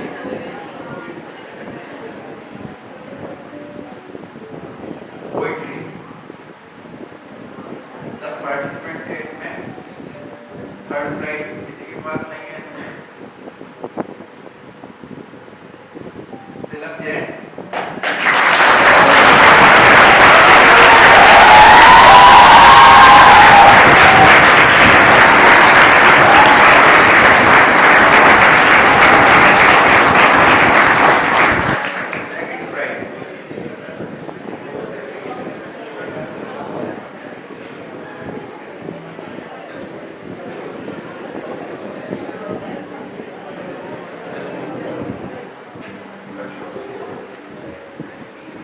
just those go.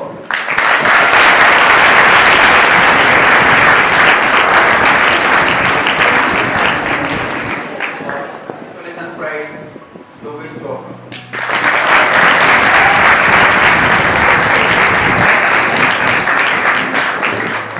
बहुत बधाई। श्रोवन एकता बैरवा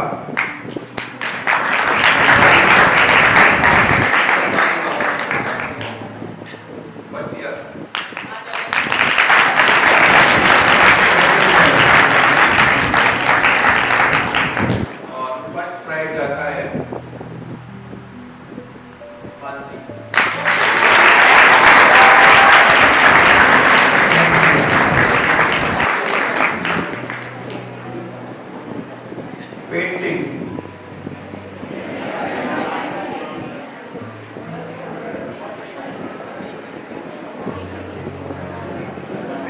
फर्स्ट प्राइज जाता है साक्षी जैन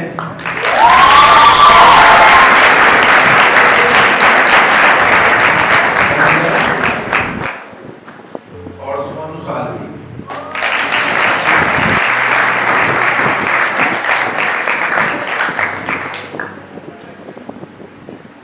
थर्ड प्राइज 2 है, दोनों के नाम अलग अलग अनाउंस किए हैं, दोनों को अलग थर्ड प्राइज। और सेकंड प्राइज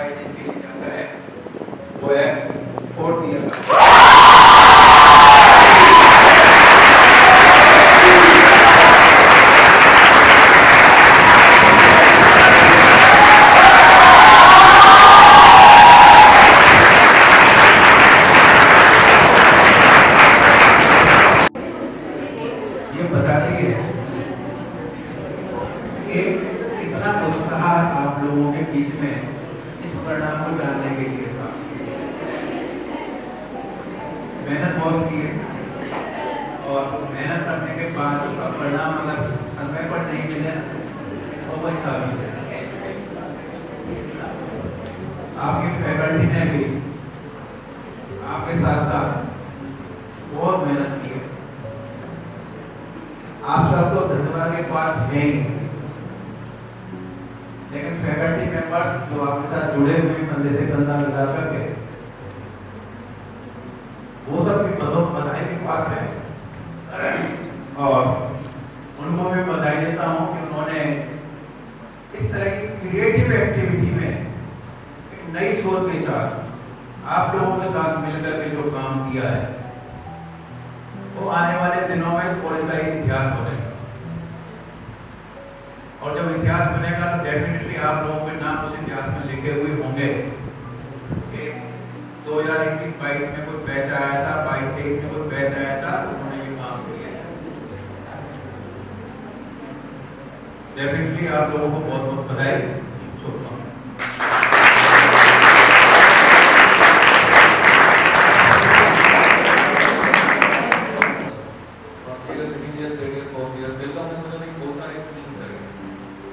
सभी बैच का एक साथ इनको एफर्ट लगाना वो बस एक बना, इसलिए बैच वाइज किया था। जैसे ही 10 के ऊपर हम गया है पार्टिसिपेंट नंबर, तो हमने उसमें फर्स्ट सेकंड थर्ड ही रखा। जैसे उसको नंबर कम हो गया तो वो प्राइस डिस्ट्रीब्यूशन भी कम होगा, तो इसलिए 4 पार्टिसिपेंट्स की वजह से एक को देना पड़ा, बट बाकी तीनों बैच को कंसोलेशन प्राइज मिलेंगे।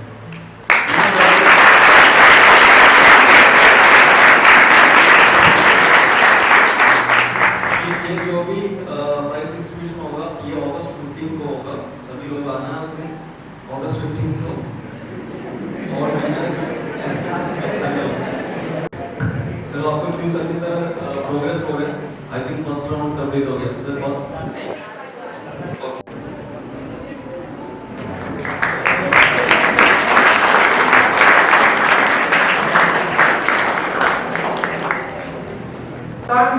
चिकित्सा स्नातक में कितने अध्याय हैं? स्नातक से लेकर चिकित्सा स्नातक में कितने अध्याय हैं? आपके ऑप्शन से 23, 21, 22 या 24।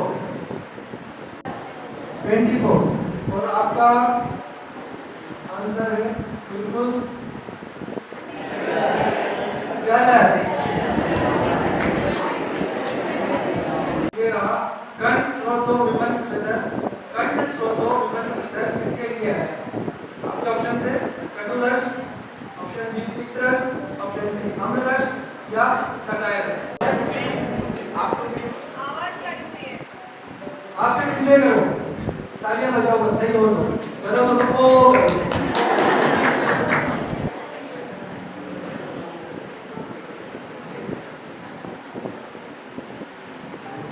10 seconds। कसाय रस और आपका जवाब है बिल्कुल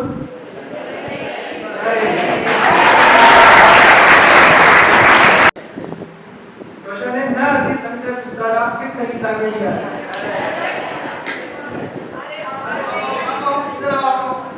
एक क्वेश्चन करा देना, आप बताओ क्या है? आओ हिमांशु नाम आओ एक क्वेश्चन बताना है और ऑप्शन भी आपको बताना। टीम सी के लिए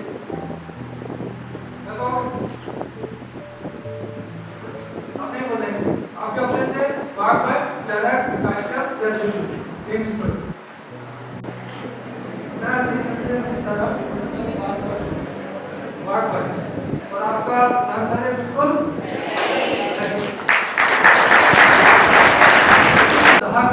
किसके लिए कहा गया है? कपोल गलत, दाहक किसके लिए कहा गया है? आपके ऑप्शन है तिक्तरस, लवण रस, कटु रस या मधु रस। कपोल गलत, दाहक कौन से रस के लिए कहा गया है? किसी ने बोला है नहीं आ गया कचरा नहीं चला जाओ आपके लिए गलत। आपको यहां आपको ज्यादा आ रहा है वो फाइनल बताएगा। ठीक है बात कटु रस चलो आपका नंबर भी आ गया। आपके लिए भी कुछ क्वेश्चन है हमने, जो भी क्वेश्चन बताएगा अपना हाथ रेस करें सर। आप बोलना जो भी मल्टीपल है तो किसी को आपको बनाना है और उसके लिए हमने प्राइस भी रखा है, आपके लिए लगा था, हमने सोचा हुआ था, पता नहीं क्यों मेम वगैरह देखना है जो मुझे मैंने प्राइस करेगा। आपके लिए सवाल है ऑडियंस के लिए, चरक अनुसार मास धातु का फल क्या है? चरक अनुसार मास धातु का फल क्या है? आपके ऑप्शन है श्वेत, केश, अक्सीमिट या कमल। तुलना बिल्कुल सही जवाब। आ जाओ। के अनुसार नारायण श्लोक का लोग विचार गए, ऑडियंस में बताना है। आपके ऑप्शन से प्रमेय पीढ़िका, पांडु, कामला या प्रमेय। ऑडियंस नारायण श्लोक का लोग विचार हाथ राइज करें जिसको भी आ रहा हो, खड़े हो जाइए। प्रमेय बिल्कुल सही जवाब। आ जाओ।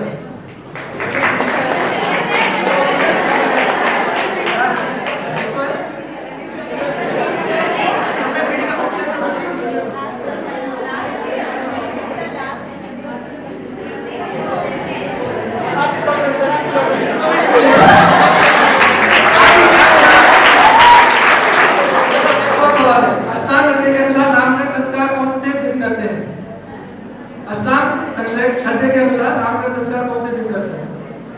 ऑडियंस आपके ऑप्शन से 101वें दिन, 11वें दिन, 10वें दिन या पहले दिन। इंडन एक किसको उत्तर है? 10वें दिन।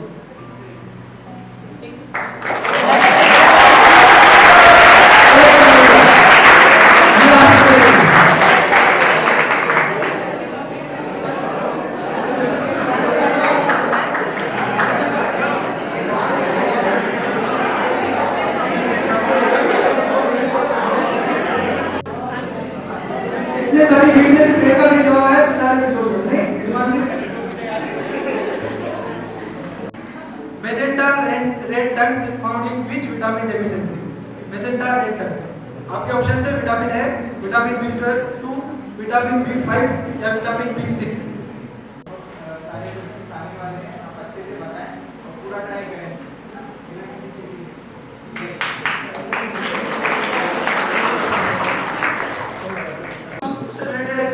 अगर आपने दोनों के सही जवाब दिए तो आपको मिलेंगे 15 मार्क्स, अगर आपने सिर्फ आइडेंटिफाई किया तो उसके मिलेंगे +10 मार्क्स। ठीक है, इसमें भी नेगेटिव मार्किंग नहीं है, आप बता सकते हो। ठीक है, इसमें भी ऑडियंस को आपके लिए सवाल रहेंगे बाद, अभी इनको मौका देना है। चालू करें। टीम देवराज से पहला सवाल, identify plant and mention and use. एक प्लांट है, उसको आपको आइडेंटिफाई करना है और उसका एक यूज बताना है।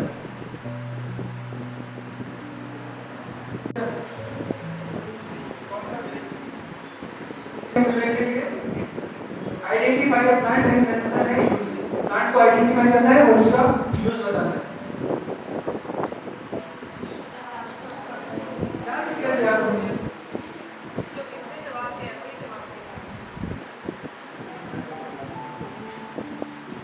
बताना जरूरी है, तो मन में रखो।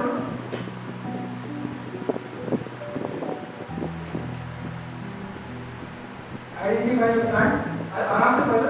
इन्होंने जो बोला है वो सही हो सकता है, इनकी बिल्कुल नहीं देखा ना, अभी तो कुछ ही नहीं आ रहा है, एक भी नहीं आ रहा, तुमने बिल्कुल मत समझो।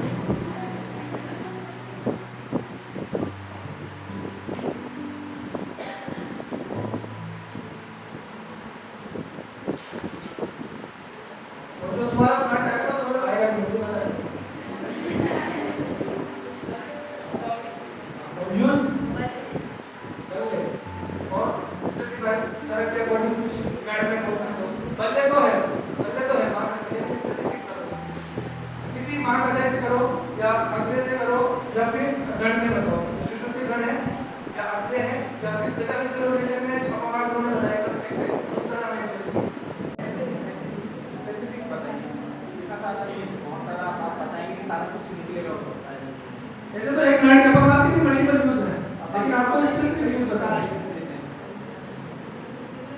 शताब्दी इसका नाम जो है, हाँ उससे भी कुछ रिलेटेड उसका है। ठीक है, लोग कैसे पहले और अब शताब्दी। Identify a plant and mention and use. आपका प्लांट है, आर यू रेडी? हाँ, बिल्कुल सही जवाब।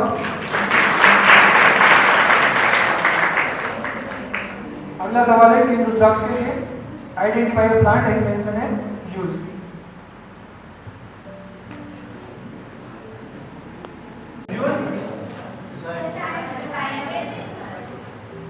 ये अश्वगंधा आ जाओ, बहुत बढ़िया। अब यहाँ पे प्लांट आइडेंटिफिकेशन आपके पास में आइडेंटिफिकेशन आपको करना है। जो इंसान है वो कौन है और किस पद पर है। टीम देवराज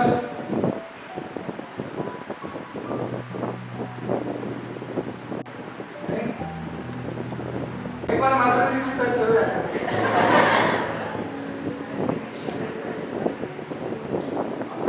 नहीं कुछ बताना चाहोगे अपना मत। नरेंद्र सिंह तोमर और क्या पोजीशन है उसकी? कृषि मंत्री। हाँ आप बताओ। आयुष स्टेट मिनिस्टर नाम? महेंद्र भाई मुर्जाबाद। बिल्कुल सही जवाब।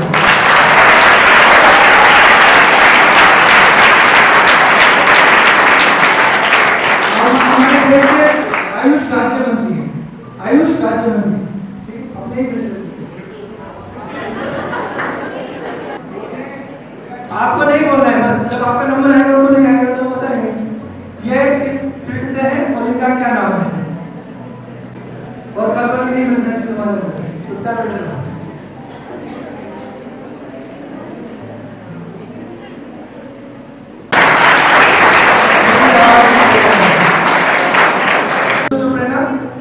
identify your personality and tell about this field. और जो प्रॉब्लम है मुझे पता है आपको पता है। इन चारों को बताने दो, इनको स्ट्रगल करने दो।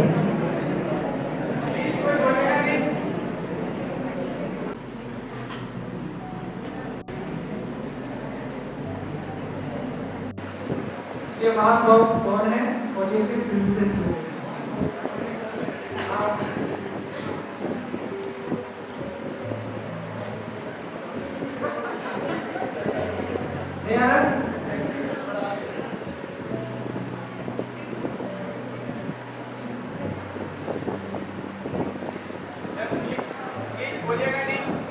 सबको आता है आपको पूछेंगे आपसे पहले इनका तो देख लीजिए।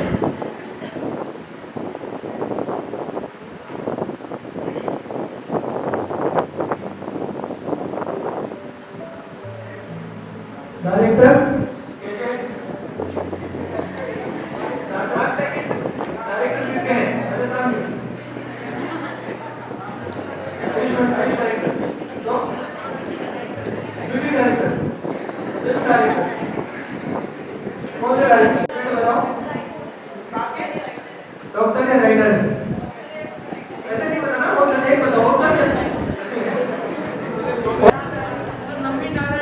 किस फील्ड से? हाँ अभी आप बार बार मूवी भी आती है रॉकेटरी मूवी के लिए नंदी नारायण डॉक्टर नंदी नारायण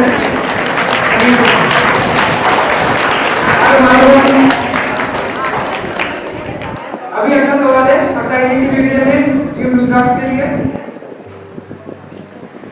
अभी बिल्कुल चुप रहना। Identify personality and trainer. अरे चुप रहो भाई। टीम रुद्राक्ष इसको पहचानो और ये किस खेल से संबंधित है या कौन सा खेल खेलती है?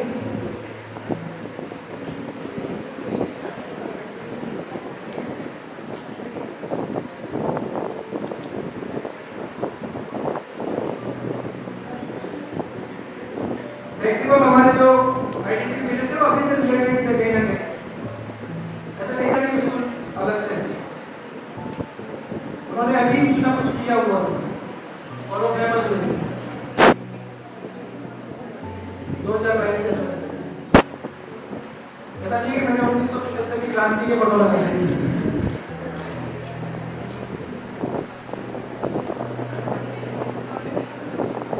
ये रुद्राक्ष यूज करने बहुत सारे नहीं आप पूछेंगे।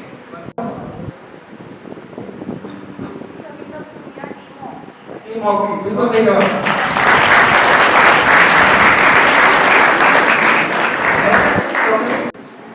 और 2022 में ये काफी, जब हमारा ओलंपिक हुआ था, बहुत फेमस हुई थी। अगला सवाल है टीम रुद्राक्ष के लिए। अगेन आइडेंटिफिकेशन है, लेकिन अभी आइडेंटिफिकेशन मॉन्यूमेंट है। तो identify name of monument and tell about its district, कौन से जिले में है और कौन सा स्मारक है। कोई नंबर है?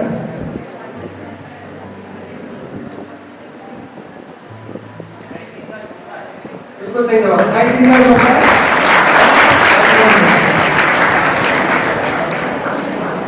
अगला सवाल टीम विवेक के लिए।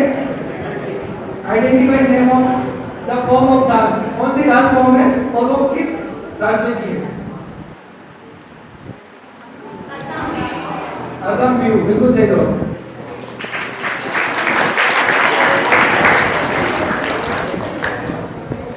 अगला सवाल टीम बंसी।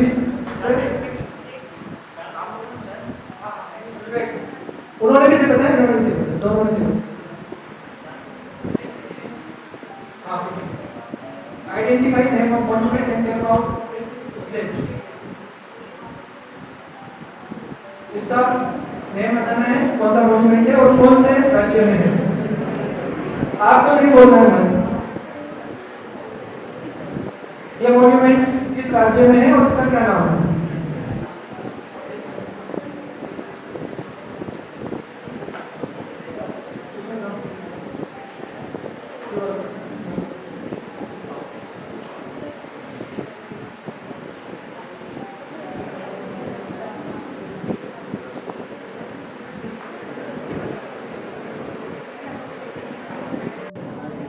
टीम बंसी बताना चाहेंगे इसका गरुड़ का है और किस जिले में है, किस राज्य में है।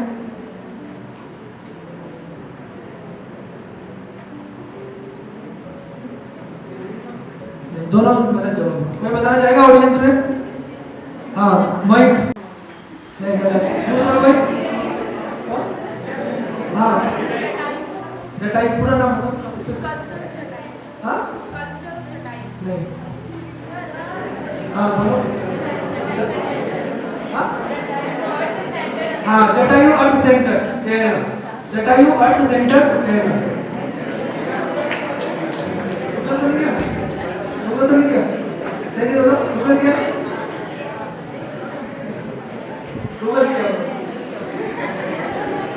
जटायु अर्थ सेंटर है इसका नाम। और अगला सवाल है टीम रुद्राक्ष के लिए। और स्टेट कौन से राज्य में है और इस टेंपल का क्या नाम है। टेंपल का नाम बताना है और आपको वो किस राज्य में है वो बताना है। जवाब करने की जरूरत नहीं, रुद्राक्ष को बताना है।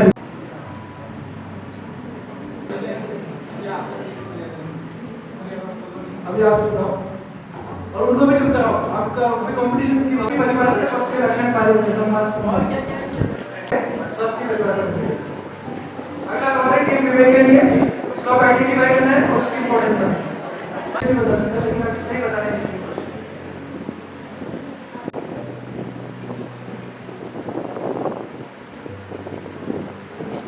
इसी को मिलेगा या ऑडियंस को मिलेगा?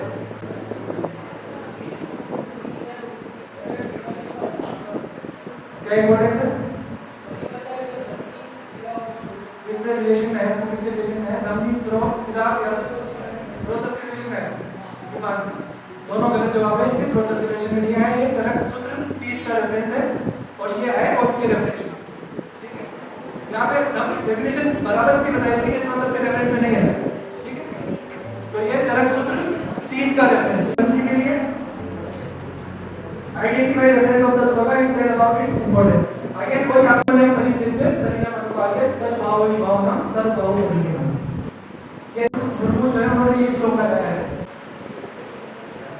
मैं बड़े बड़े लग रहे हैं, लेकिन अभी तक आंसर नहीं है। मतलब श्लोक में नहीं, ये चॉकलेट है हमारे पास। प्लांट को आइडेंटिफाई करना है, उसका यूज बताना है। जल्दी करो।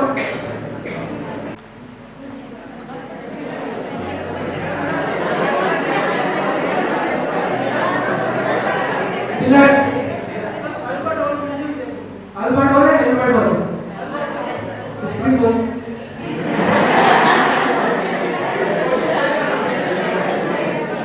एल्बर्ट हॉल है, अल्बर्ट हॉल।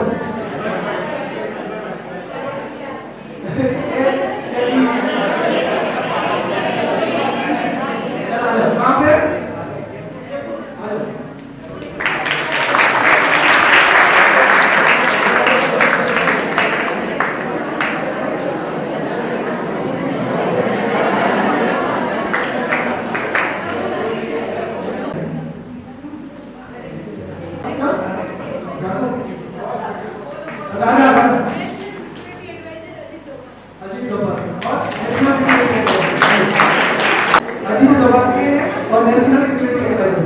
ये हमारा राउंड सेकंड खत्म हो गया। अभी आप अपने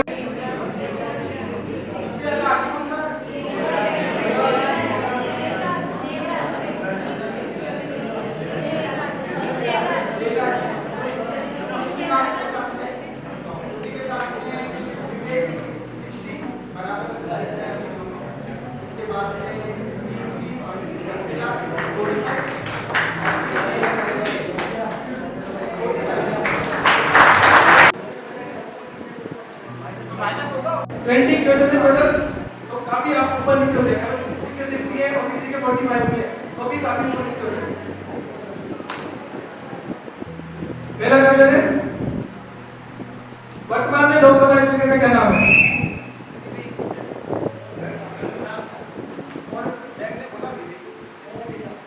ओम बिरला, सही जवाब।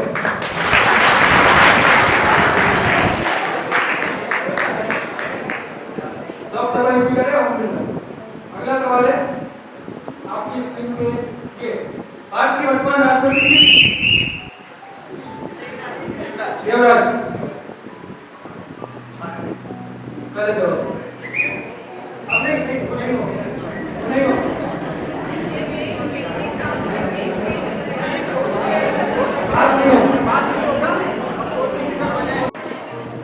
वर्तमान के राष्ट्रपति काफी मस्त है सर।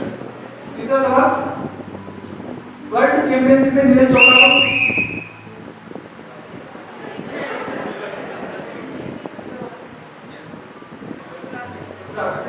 बिल्कुल सही आंसर।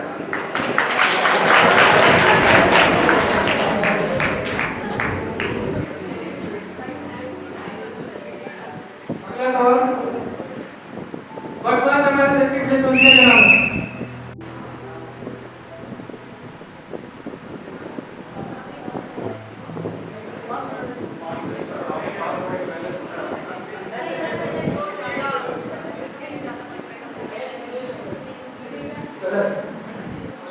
हाँ बोलो। एस जयशंकर।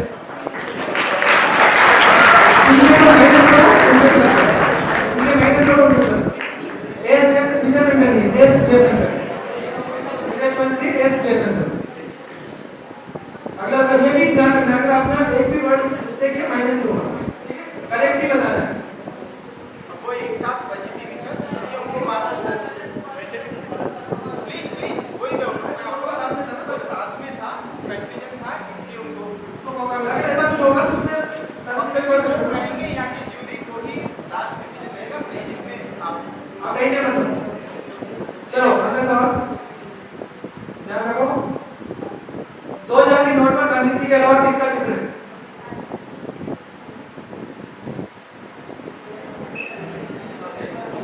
मंगलयान, सही जवाब। 2000 के नोट पे गांधी जी के अलावा मंगलयान। और अजेंडा लोगों के बाद कौन कितने के नोट पे? अजेंडा लोगों की सुनाई कौन से नोट पे? बताओ। फेंका हुआ राजस्थान के कितने जिलों में खास रेगिस्तान फेंका हुआ? राजस्थान से रिलेटेड सवाल होंगे सर।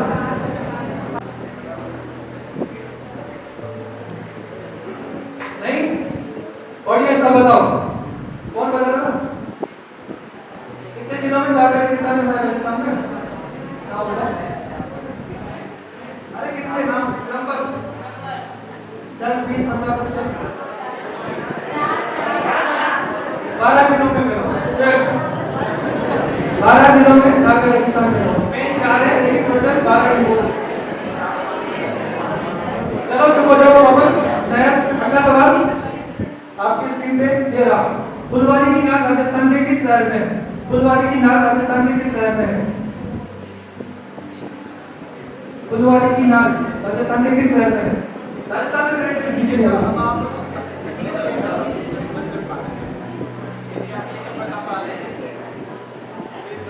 नहीं बता रहे इसको? ऑडियंस करे बता मनीष उधर है बोल।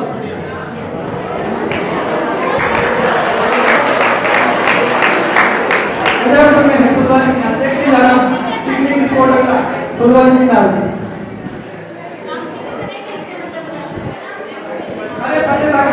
दुनिया है, गाड़ी लौट के लाओ भी दुनिया है।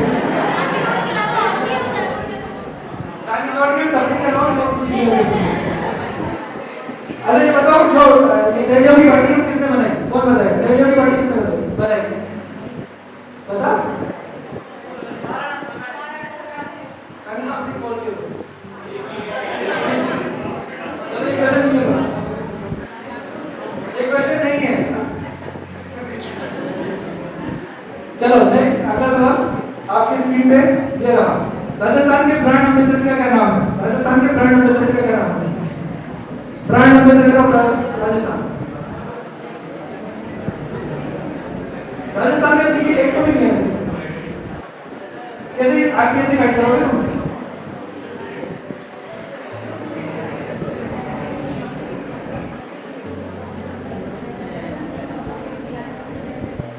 नहीं?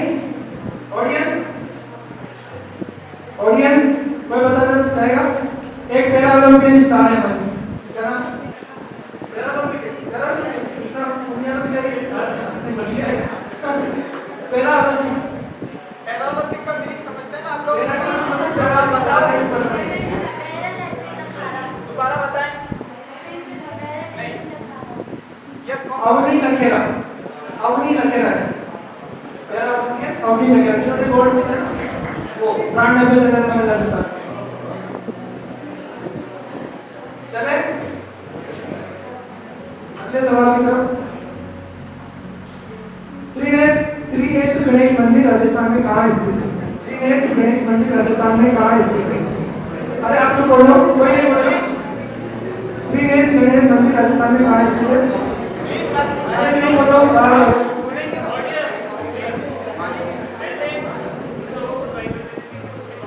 कोटा बुद्धि महाराज चला वाला शाम चलो। आप बताओ। फ्रेंड नंबर से जाओ।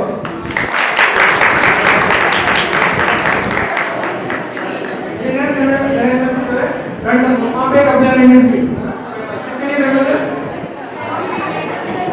किसके लिए फेमस है? कौन से जानवर की?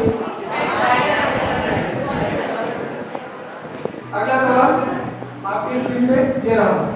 सेक्सुअल की दृष्टि से राजस्थान का सबसे छोटा जिला कौन सा है? देवराज।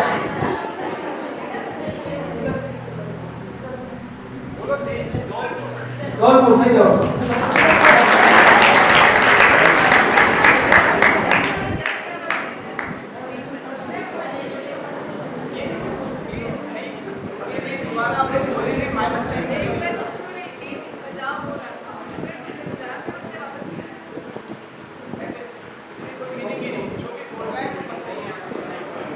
सबसे छोटा जिला एरिया वाइज कौन सा है? धौलपुर।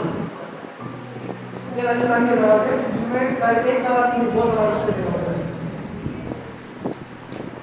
अगला सवाल आप स्क्रीन पे ये रहा। पंजाब में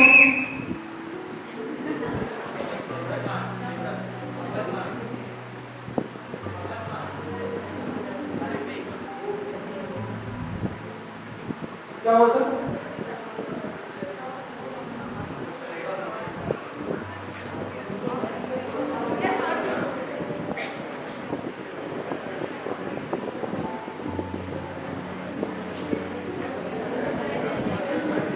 आप लोगों से चीटिंग नहीं हो पर आप समझ सकते हैं कि यहाँ पे मतलब माइक्रोसेकंड का फर्क है। इसमें कोई बहस नहीं है ना, जो है जो कानून में जो पहले पहुंचे वही टाइम। चलो अगला सवाल आपकी स्क्रीन पे ये रहा कि आप रिजल्ट किस खेल से रिलेटेड है? किससे संबंधित? ओके सही जवाब।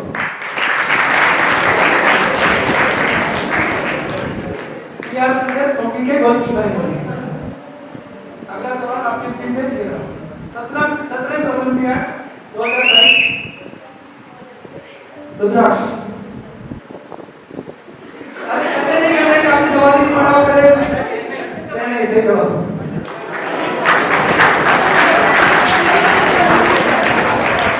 और इसके कौन है ब्रांड एम्बेसडर? मतलब इसका कौन है मेन कौन कर रहा है इसको? ओलंपियाड विश्वनाथ आनंद। 17 ओलंपियाड 2022 अभी चल रहा है इसका आयोजन।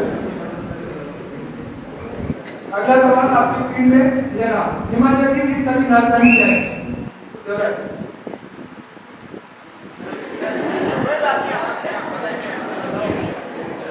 धर्मशाला सही जवाब। कैलिफोर्निया की राजधानी शिमला होती है, लेकिन सत्याग्रह की राजधानी क्या होती है? धर्मशाला। दो राजधानी है। अगला सवाल आपकी स्क्रीन पे ये रहा। अगले साल T20 वर्ल्ड कप का आयोजन कहाँ होगा? ऑस्ट्रेलिया में सही होगा।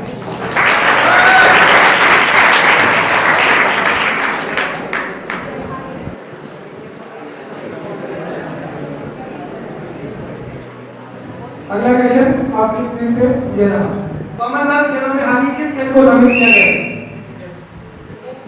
वुमेन्स कौन सा? T20। हाँ, वुमेन्स T20।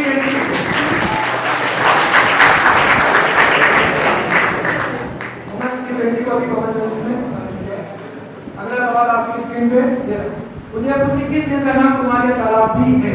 उदयपुर की किस झील का नाम कुमारिया तालाब भी है?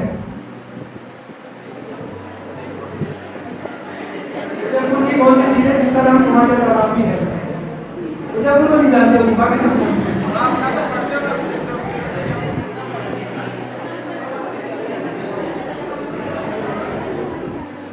ऑडियंस हाँ बता पढ़ी ले। और कोई नाम है उसका? और कोई बहुत बड़ी स्वरूप सागर। स्वरूप सागर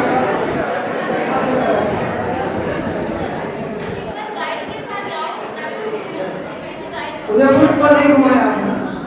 रानीगढ़ के अलावा सब नहीं जाना। चलो अगला सवाल आपकी स्क्रीन पे ये रहा।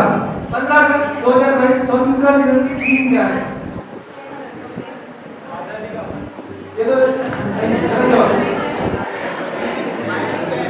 माइनस में किसी ऑडियंस को पता नहीं? और कोई नहीं? आप बोलिए। हर बार मैं बोल रहा हूँ वो स्लोगन है। Nation first always first. Nation first always first ये थीम है इस बार 2022। अब लास्ट के 2 सवाल बचे हैं, ठीक है? अब इनका जवाब आराम से देना, ठीक है? अभी आप बहुत क्लोज हो सकते हैं। लास्ट के 2 सवाल हैं। अगला सवाल आपकी स्क्रीन पे ये रहा। किस आईपीएस संस्थान को इंस्टीट्यूट ऑफ नेशनल इंपोर्टेंस का दर्जा मिला है? कौन सा आईपीएस संस्थान है जिसको institute of INI institute of सही आईटीआर जान अभी क्यों करेगा? बनारस हिंदू विश्वविद्यालय का निर्माण किसने करा?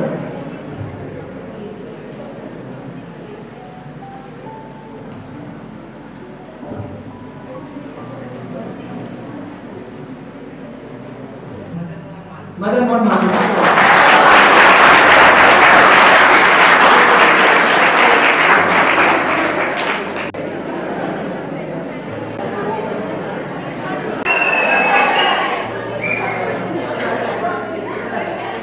सागर सही जवाब। उदयपुर के किस जगह पर ब्रॉडकार्डी सभा की स्थापना होगी? ब्रॉडकार्डी सभा की स्थापना उदयपुर की किस जगह पे होगी? इसका दूसरा नाम क्या है?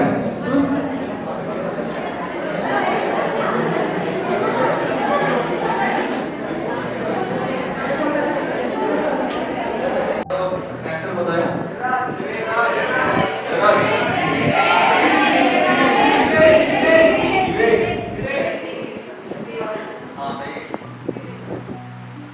आपके जो टीम भी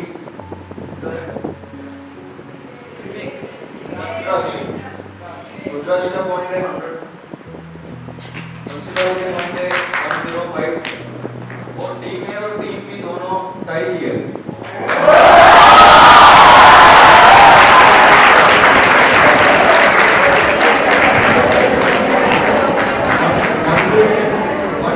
पॉइंट्स है दोनों का, तो एक बार है ना 5 क्वेश्चन और बनाना है इन दोनों के बीच में, एक और प्रतियोगिता।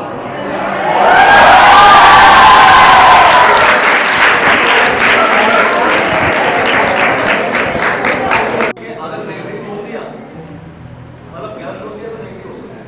ठीक है, अभी हमने वहां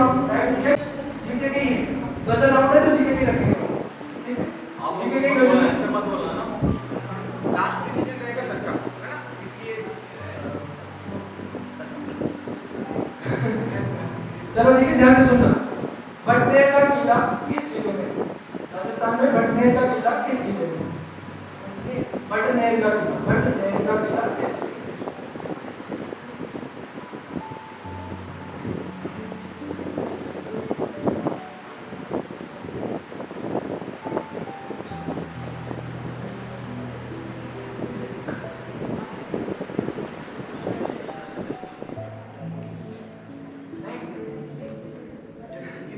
कोई बताएगा आपसे? हनुमान करेक्ट है। चलो अगला सवाल है ए और टी। बाजरे की रोटी को क्या कहते हैं? बाजरे की रोटी को क्या कहते हैं? बाजरे की रोटी को बोलिएगा नहीं, बिल्कुल डिसाइड करें। बाजरे की रोटी को क्या कहते हैं?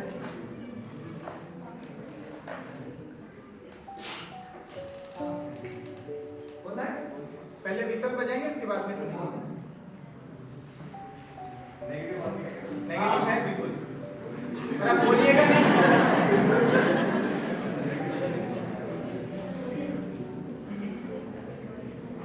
बाजरे की रोटी को क्या कहते हैं? ऑडियंस नहीं बोलना, हमको ऑडियंस को कम बोलते हैं। आप लोग भी नहीं, आप भी नहीं बोलना, ऑडियंस बाद में बात करें नहीं। बोलना है या स्किप करना है इसको भी? यस लिस्ट ले सकते हो? नहीं, अभी पीछे से कोई नहीं आप बोल बोलेगा। रहे हो? डिसाइड तो करना ही पड़ेगा इन 5 में। इसके सही बोल रही थी वो।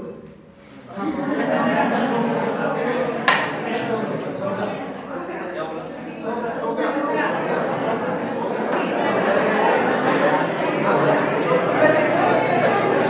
आप ऐसे skip करना कुछ होगा नहीं।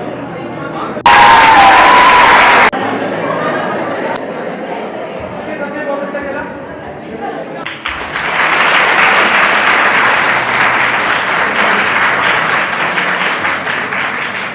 उसमें नो मैचिंग, उस जो मॉडल बनाया उसके कॉन्सेप्ट एग्जीक्यूशन आपने जैसे वो एक्सप्लेन किया और सभी चीज़ों को जितना संक्षिप्त बना सकते थे बहुत बढ़िया था।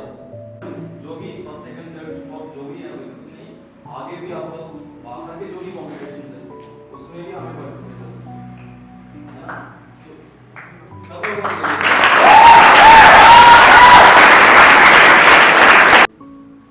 इस अवसर पर थैंक्स बोलना है मेरे साइड से, मैनेजमेंट साइड से सभी टीचर्स के लिए, रेगा मैम, श्रुति मैडम, बाकी सभी teachers, Priyanka madam, Vasundhara madam, Namika madam, Abhay sir, Himanshu sir और Shikha madam, Hemant sir, Rajalakshmi madam, सभी ने देखो 2 दिन के अंदर प्रोग्राम खत्म हुआ है, कल से फिर से क्लासेस होगा।